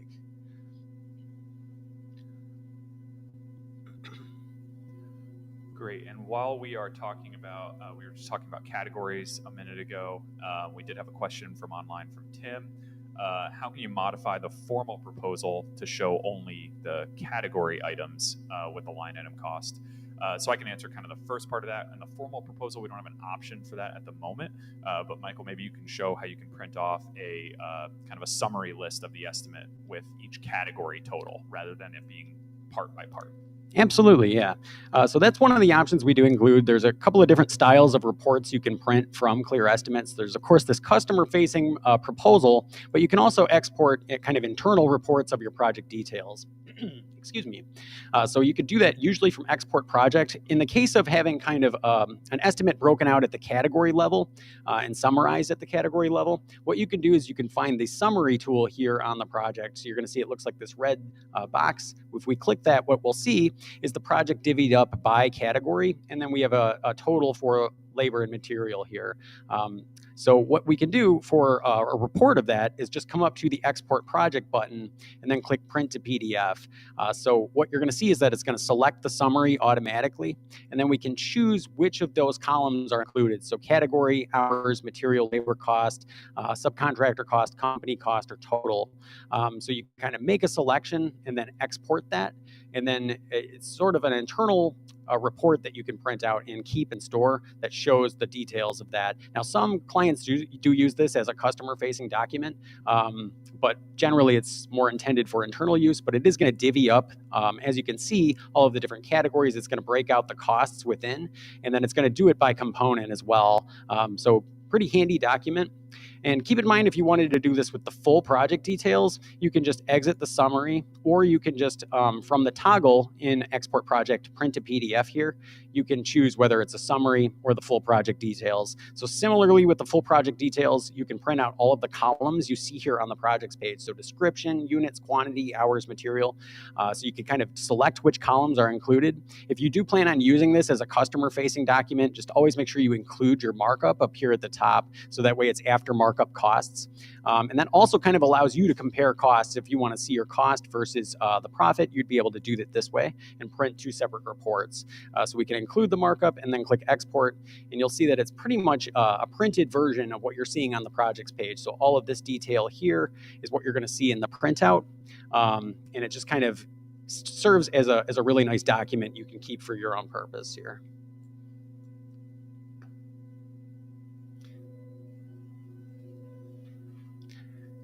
Any more questions from our chat viewers or? Yeah, we have a few. Web viewers?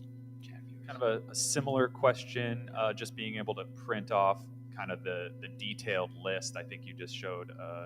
The question specifically was about being able to print off the materials list. What you can print off in Clear Estimates is each individual line item, as Michael just showed, with the export project button there. So that's what we can export there. Another question from Tito from online. When you create a custom part in a project, does it automatically save to the part library? And how can we access it to use it on another project? Excellent question. Thank you so much for bringing that up. So that's an important thing to note. So if you're creating a custom part here on the projects page, really this is going to be specific to this estimate only, at least at first. So if we click create custom part, let's just go through a quick example.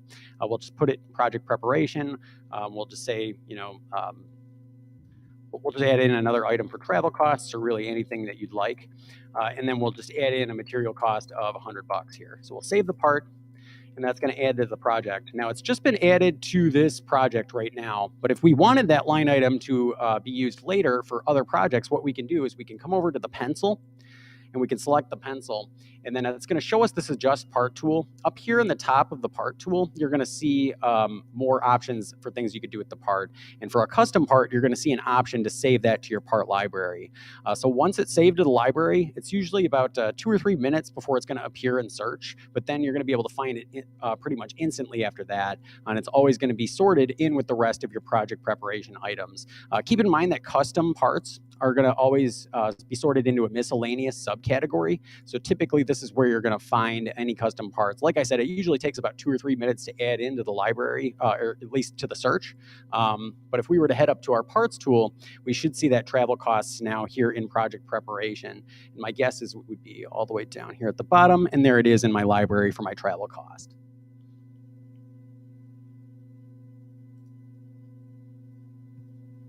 Any other questions from the crowd here?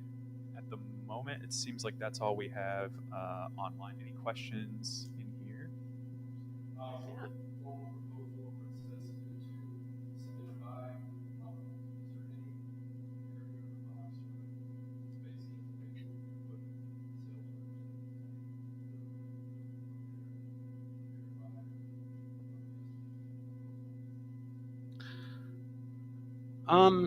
Depending on the exact format you're looking for, it might suggest using the description box of the project. You can just put in a prepared by : whatever the name is. Yeah, that's probably the best bet I have for you at the moment. Yeah. Though I do want to mention, we have had a number of requests come in recently for being able to add in additional information for your company data. So we're still very early in the process of looking into that. I just do want to mention recently we added in this option here in the support dropdown for feature requests. So that's already something people have asked about. So let's see, I believe it's logos. I believe it's called multiple company logos and info. So probably if we were to undertake something like this, and a lot of people are in favor of this right now, if we undertake a project like this, we could maybe even expand some of those fields to include additional information for the company itself. Certainly, and just on the kind of feature requests in general, please do use that. We are going to, we're here to build what is going to be most useful for you all.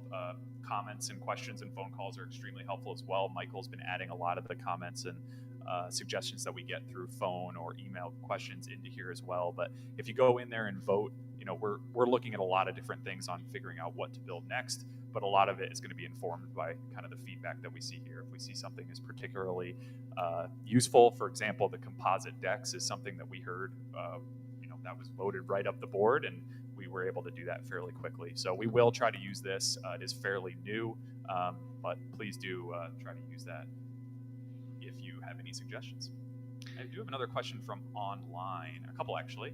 Sure. But if anybody else has one here.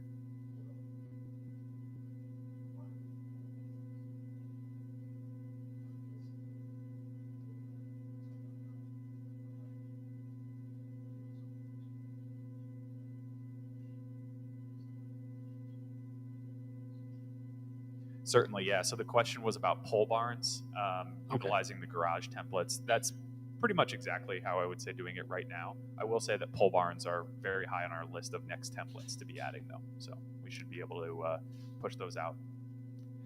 Certainly, yeah. It is a question we've started to see a lot more recently.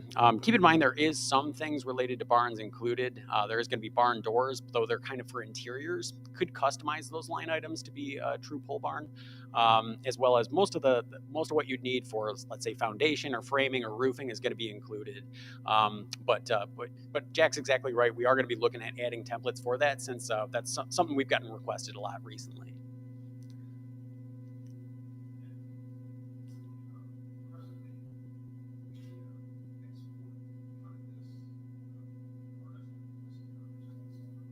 Sure.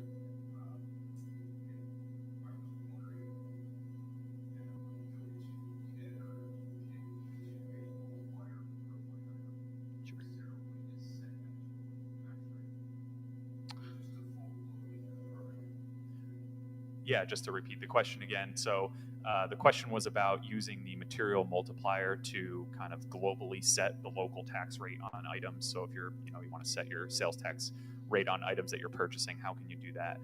So we do have actually a really good way to do that. You could do it for the entire library in a few minutes, actually. So Michael's going to show the material multiplier. Basically, the way it works for anybody listening is it's going to be just a number that's multiplied by the material costs. We have the same thing is available for the subcontractor costs you can do as well. So if you were to add, normally it's going to be 1 as the material multiplier, which applies no changes. If you did 1.05, that would be a 5% tax on that, which would be a good way to use the material multiplier. So you can do that individually, line by line, on a particular project. That's great. But if you go into the parts tool and then you scroll down towards the bottom, in the bottom left, there's the material multiplier. And you can actually change the material multiplier for every part in the category you are viewing all at once. So you would have to do it for each category, but we'll only take a few minutes to kind of go through and change the material multiplier for the 30 or so categories. Absolutely. So and then you could still go in. Oh, I'm sorry. You can still go in and change it. So if there was a particular item that you wanted to have a different from the rest of them, you could still go in and change that. But basically, this will just go ahead and copy that. Michael's got 1.5 in. You just copy that 1.5 in as the multiplier for every item. Exactly, and that was going to be my next comment. So you can always kind of set it for the category overall, and then still make individual adjustments. But that's exactly how you do that. So you could just open up each category using the drop down here at the top. Again, we're in Parts tool, and then just from this material multiplier, we're just going to type in 1.5 to add 50%, and then you click change, and it would add that multiplier for all parts. So again, you'd have to kind of just go through the categories and assign one for each, but pretty quick process to do that, as Jack mentioned.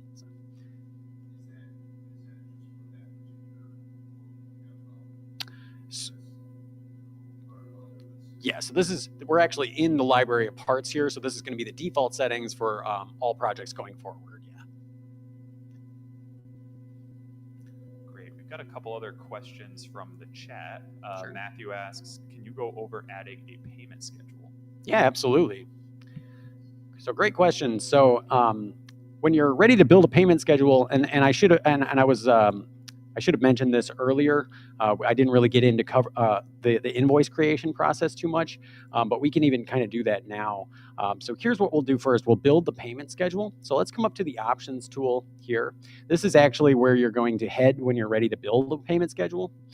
You're going to come to this menu here on the left, and you're going to see this fourth option down for a payment schedule editor.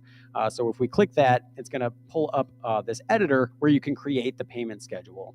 Now, there is going to be a number of template schedules in here which you can use in projects, but if you want to create your own, this is exactly where you would do that. So the very first step would be to click New Schedule right up here in the top right. So again, we're in the Options tool, and then we're in our payment schedule editor. So we're going to go ahead and click New Schedule.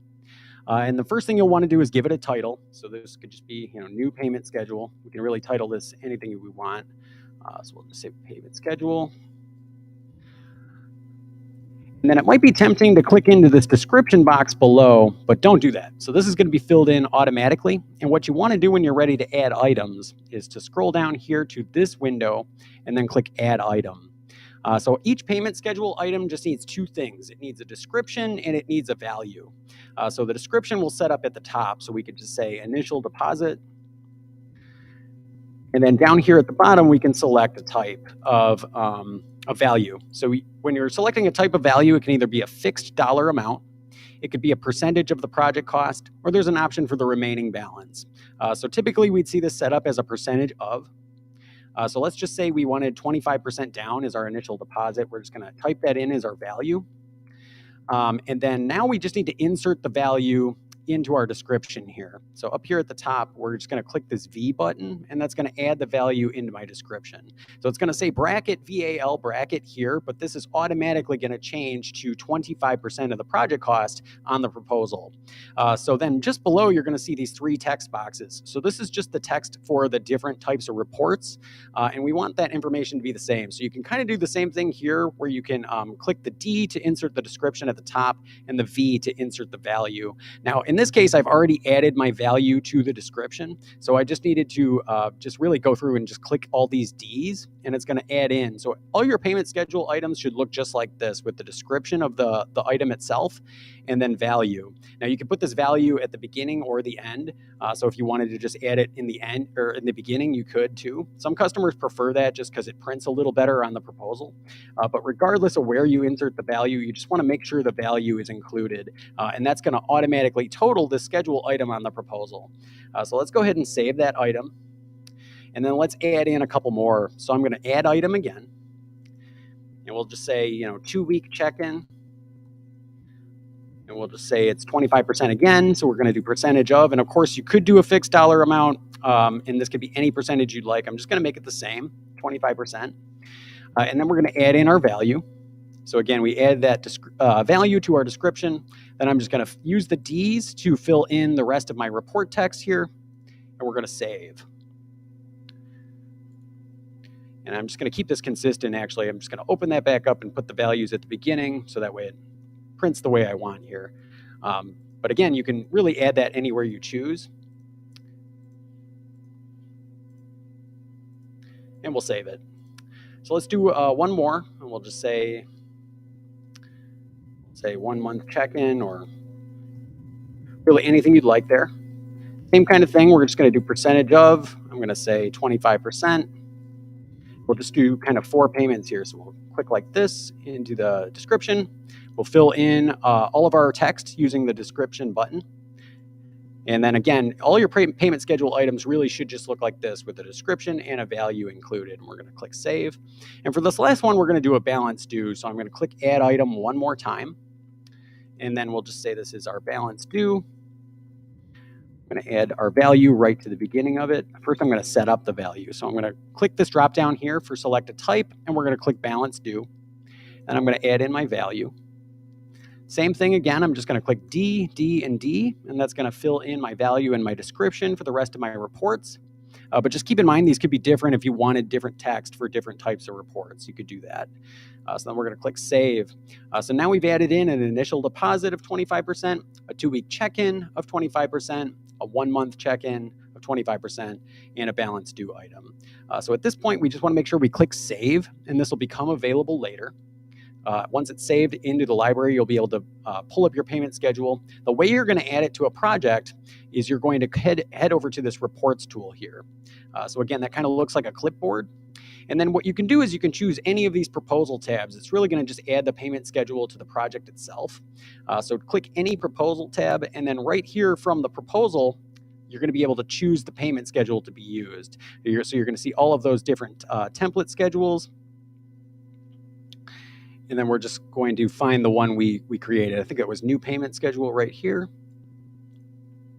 And then you're going to see it's going to become active on the project. And then we're going to print preview. Give that a second to pop up there.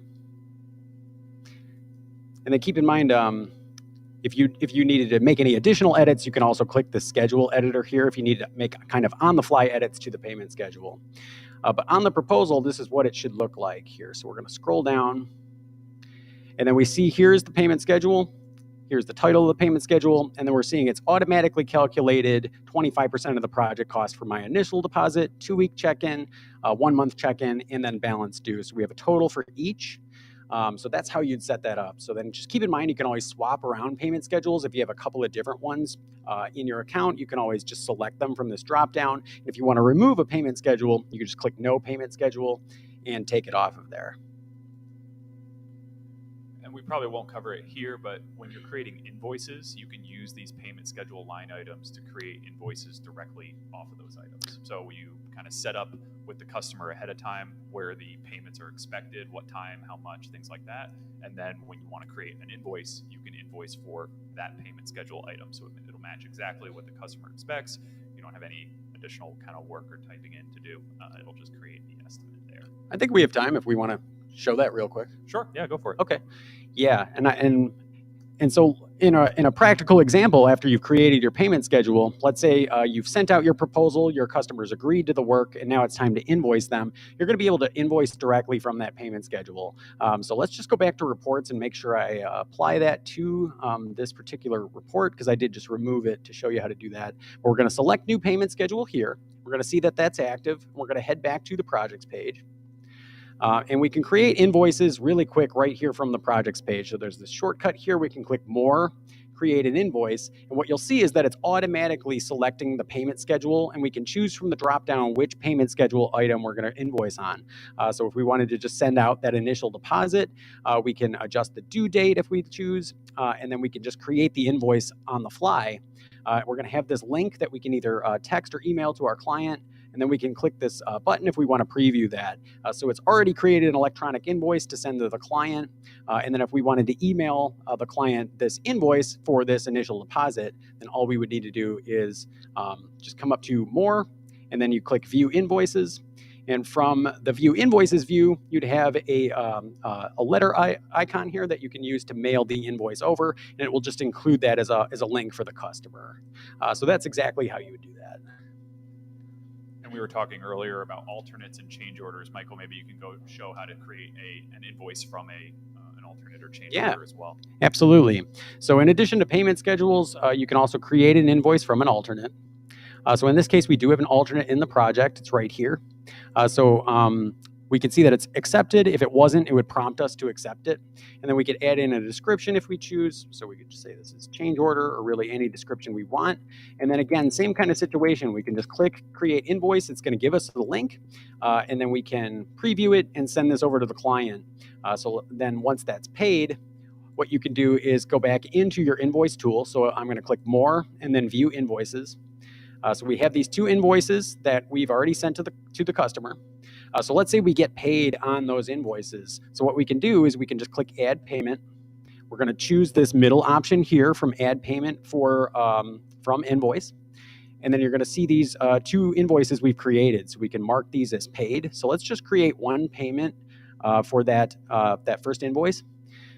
And then what we can do at this point is we can print a report of everything that's been invoiced and what's still due on the project. So this is a way you can kind of communicate with the client to show what's been invoiced versus what their balance due. It's also great for your own records as well. So this is called a cost status report. And when we were setting up those miscellaneous items, we also chose to include them on this report. So we're seeing that here as well. So that's all kind of broken out for you in a really nice report. And these documents are always yours to keep.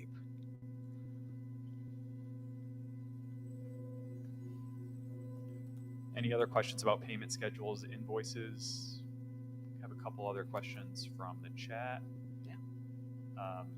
Tim asks, what is the value of making an item a favorite, marking an item as a favorite? And maybe you can just kind of show what a favorite item looks like and kind of why you'd want to do that. Yeah, absolutely. Great question. Now, when you're looking at so many different parts in the part library, it's handy to have shortcuts to pull them up quickly. So that's exactly what a favorite part is. So if we were to open up any category of parts, let's just say general plumbing, what you could do at this point is filter by favorites. So if you were to favorite a part, you'd be able to filter and then be able to see them in that list. So let's just go ahead and favorite a couple of these parts. So what we're doing when we're favoriting is we're just clicking the star icon for a series of parts. So these are parts I use commonly in this category. And then what I can do at the top here, I've got a couple of errors. I must have clicked that wrong. We're just going to go ahead and click filter by favorites. And then once it updates, it's just only going to show us those particular favorite parts. So say again. Oh, yeah, absolutely. Yeah.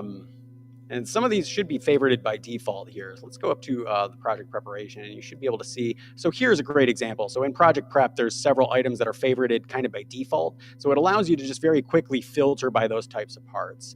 So first couple examples were a little rough there, but here you can kind of see how these parts are favorited. So if there's commonly used parts within a particular category, you're just going to click this the star icon on the left. And then when you do filter by favorites, it's only going to show you those parts. Again, it might take a couple of minutes to update, but once you click that, it's going to know to favorite it. Michael uses this account to help people out, so a lot of changes from the default. But in most of the categories, we've favorited for you kind of by default, usually the top 3 to 5 items that we see in any category. So those will automatically be up there kind of out of the box for you. You can always change them as Michael's doing by checking the star there or not. It will take, if you're doing it on this page, it will take a couple of minutes to update kind of in your part library, which is why it's not showing up here right away. But if you go to the part library, that parts tool in the top right, you can also favorite items there and have them set up like that. So as Michael said, the value is really being able to find your items quickly. So if you use the same tile item on a lot of your bathroom estimates, go ahead and favorite that one. That way you don't have to filter through the long list every single time. It'll just be at the top. So certainly, one of those just little quality of life things that you can add in as you go.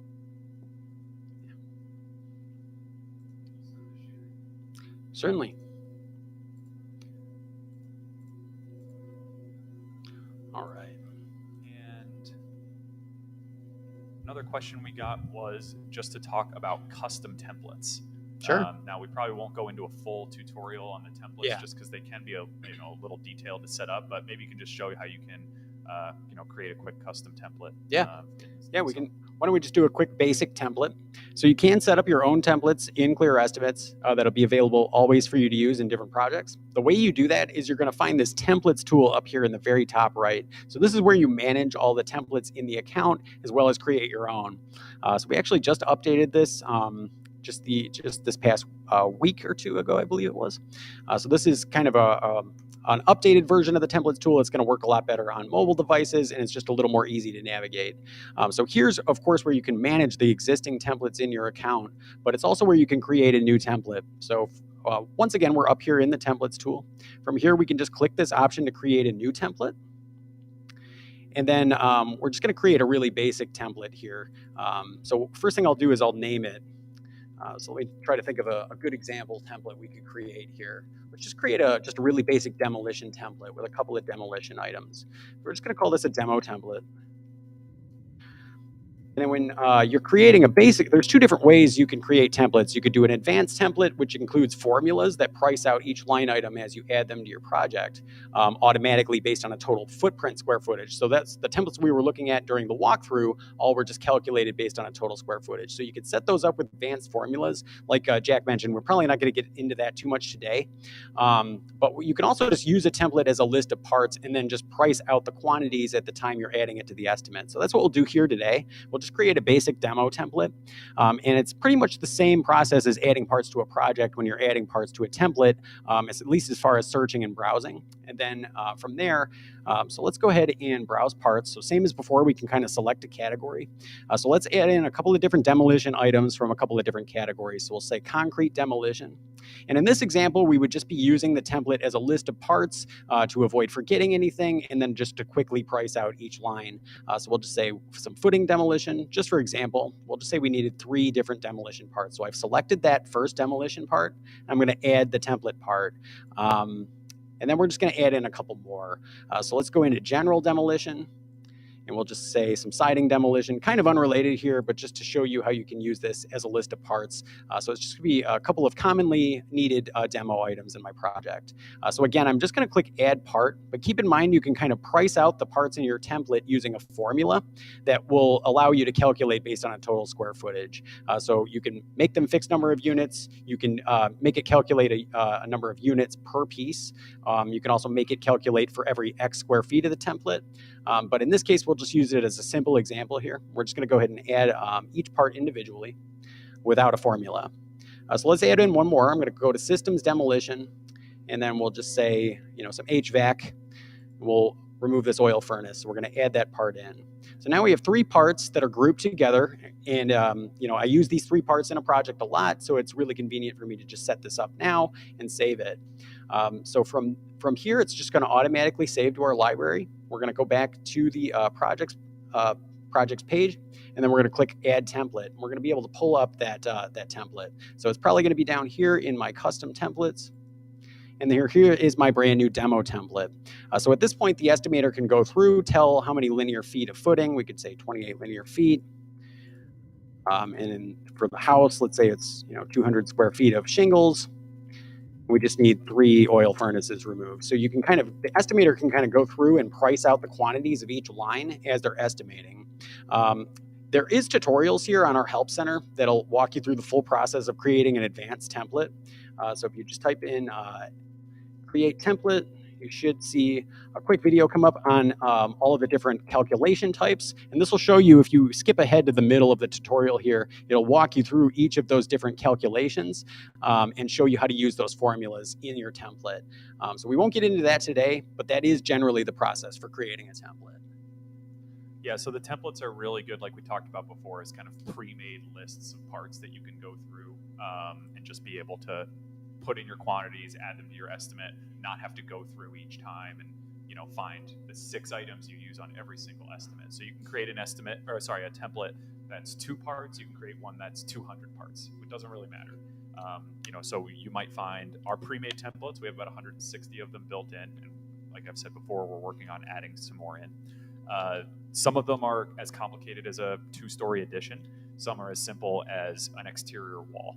So just kind of pulling in those items that you might need that are commonly used together so that you can use really quickly.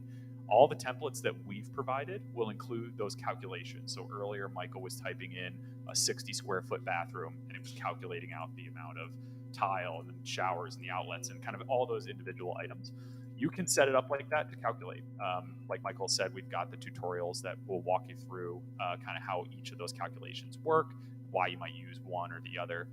But you can also just use them without the calculations and just put in the numbers each time. It'll still save you some time from finding those 3, 5, 10, 100 items every project you're working on.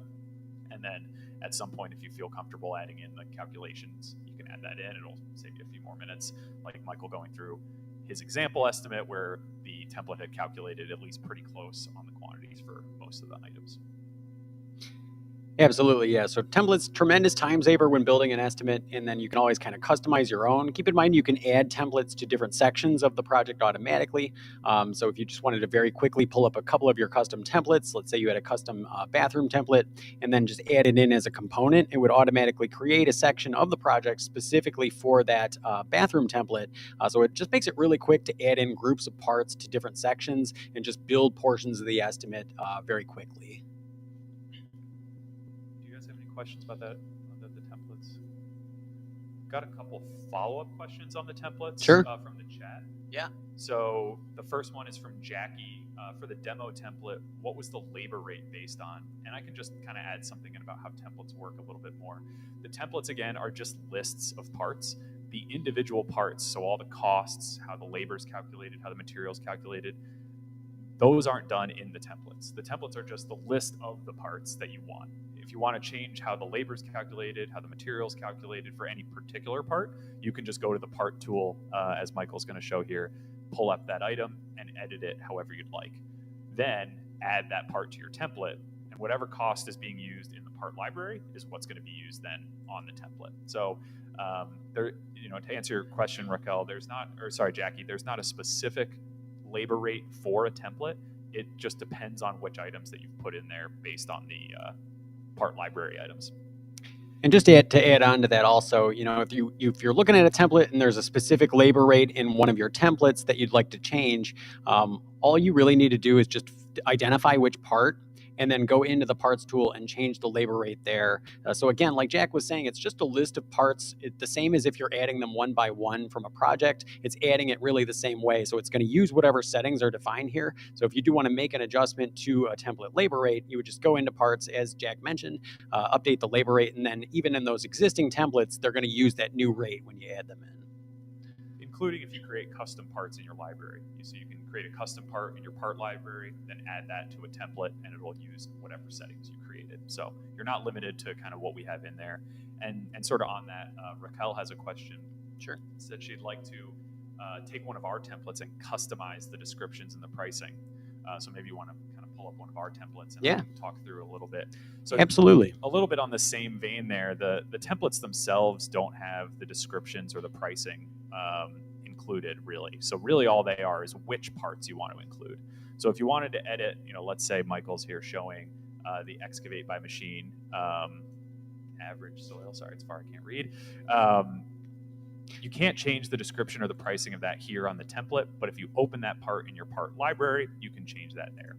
Yeah. You can, however, take one of our templates and copy it and adjust the items that are in it. So if you want to take our bathroom template, remove 5 items and add your own 5 items back into it that better matches the bathrooms that you work on, please feel free to do that. So for any of these, you can use the duplicate button in that upper right corner to copy the template. So you can take our template, fully copy it, and then adjust it however you'd like.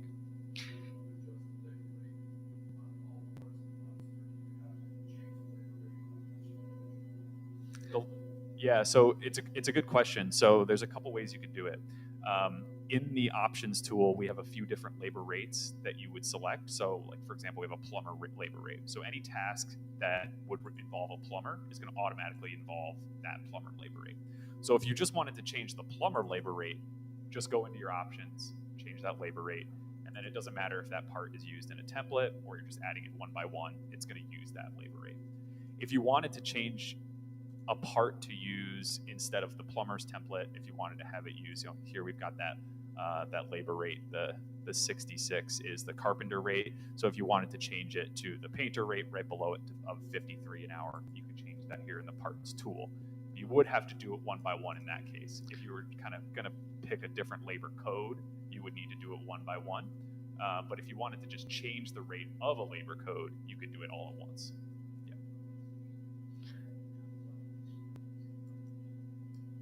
Yes, you can. So you can just type a number in if you'd like and use whatever you'd like. So you just want to be careful with that, because then if you go and change in your options and you change the labor rate for a carpenter, then the part won't pick up that change because you've said, I don't want to use the carpenter rate, I want to use this number instead. So you just want to be careful if things change over time. Yeah, so just always keep in mind that all these different rates, they just tie back to various types of parts, so you can kind of quickly update them that way. But we just definitely don't recommend deleting any of them. Just always kind of just change the rate instead. Yeah. Sure. Exactly. And then you would just need to, when you're creating the custom part, just assign that labor rate to them, and it'll always remember that going forward. And then it would just always use that way.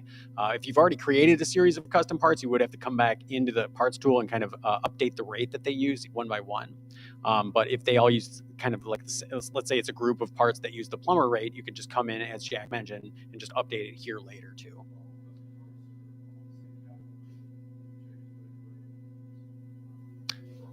For all parts in that category. Yeah, if they're all using the same labor rate, yeah, definitely. So you just come in here, two options in the labor rate editor, you'd update that particular rate here, and then all the parts in that category, since they were all using the same rate, are just going to update automatically. Yeah, certainly.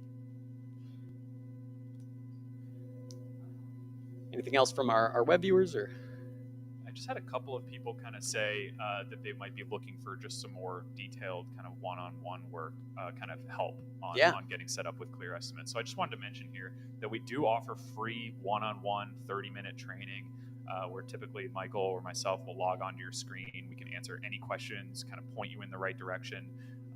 We won't create an estimate for you. We're not estimators. We are the software guys, software folks. So we can help you with that. And that way you can kind of ask really specific questions. We can help get you things set up in your account so you're not just watching a video and looking over. So if you do want to set one of those up, just reach out. The blue chat bubble at the bottom right of the software is the best way to reach us generally, and just request a training session. That's no problem at all. Yes, please. Any web viewers or in-person guests here today that want to sign up for a training, please just send us a message here. Just click the blue chat button, or there's an email you can reach us at, support@clearestimates.com. Just send us your information, and then I can certainly set up a training with you here very soon. And I'm also going to have some information about that at the end. So any other questions, either from web viewers or from in-person here? Does that about wrap up our Q&A, Jack, you think? I think that about does it. All right, great. Well, did have a few items just to go through here for the end. So let's go ahead and we'll full screen the slides. I just wanted to share some additional resources with you. Obviously, we talked a little bit about how to set up markup in a project, but we didn't get into too much like calculating your markup. So we do have a really good resource for calculating your markup. Michael Stone has done a couple of webinars with us on exactly that. He wrote several different books on calculating profit and markup for contractors. So a really great resource. He's got a couple of books available. So always feel free to head over to markupandprofit.com. I didn't mention this too much, but obviously Clear Estimates is primarily an estimating tool, not as much of a project manager. But we do interface directly with a project manager called Buildertrend. So if you're interested in finding out about Buildertrend, you can head to buildertrend.com. You can export your estimates directly from Clear Estimates to Buildertrend. So super handy. Also, if you're looking to make your invoices payable, we do partner with a payment processor called Clearant. We do have Clearant is currently running an incentive right now. If you were to activate by April 30th, receive a $100 merchant statement credit. So Clearance is the only payment processor we interface with directly. They really simplify the process for payment acceptance, as well as offer next day funding if qualified. And it's, like I said, integrated completely into Clear Estimates. So here's a quick QR code for web viewers. If you'd like to go to a Clearance site and find out information about getting set up with payable invoicing, you can make your invoices payable by credit card or ACH. And also, here's a quick coupon for a couple of free months of Clear Estimates. So for new customers, you can use this in the sign-up process. For existing customers, you can add this in your managed subscription option in your options tool. So this will be good for 2 free months of the software just for attending today. So please feel free to use that coupon. And then if you did want to get in touch with us for a training call, you can either reach out to us in chat, like we mentioned. You can reach us anytime 9 to 5 Eastern, Monday through Friday at 1-800-540-3935. You can also email us at support@clearestimates.com. So please get in touch if you'd like to do a one-on-one training, or if you just have general questions, always feel free to reach out. We're here to help out. And so other than that, I just want to thank everyone so much for attending and for our web viewers for joining in as well. Hopefully this was helpful for you. And like I said, we do plan on doing more of these in the future. So please drop us a line if you'd be interested in us coming to your area and doing a presentation like this. Just let us know what kind of topics you'd like to cover, and we could certainly take a look at coming out to see you. So thank you so much, everyone. Thanks.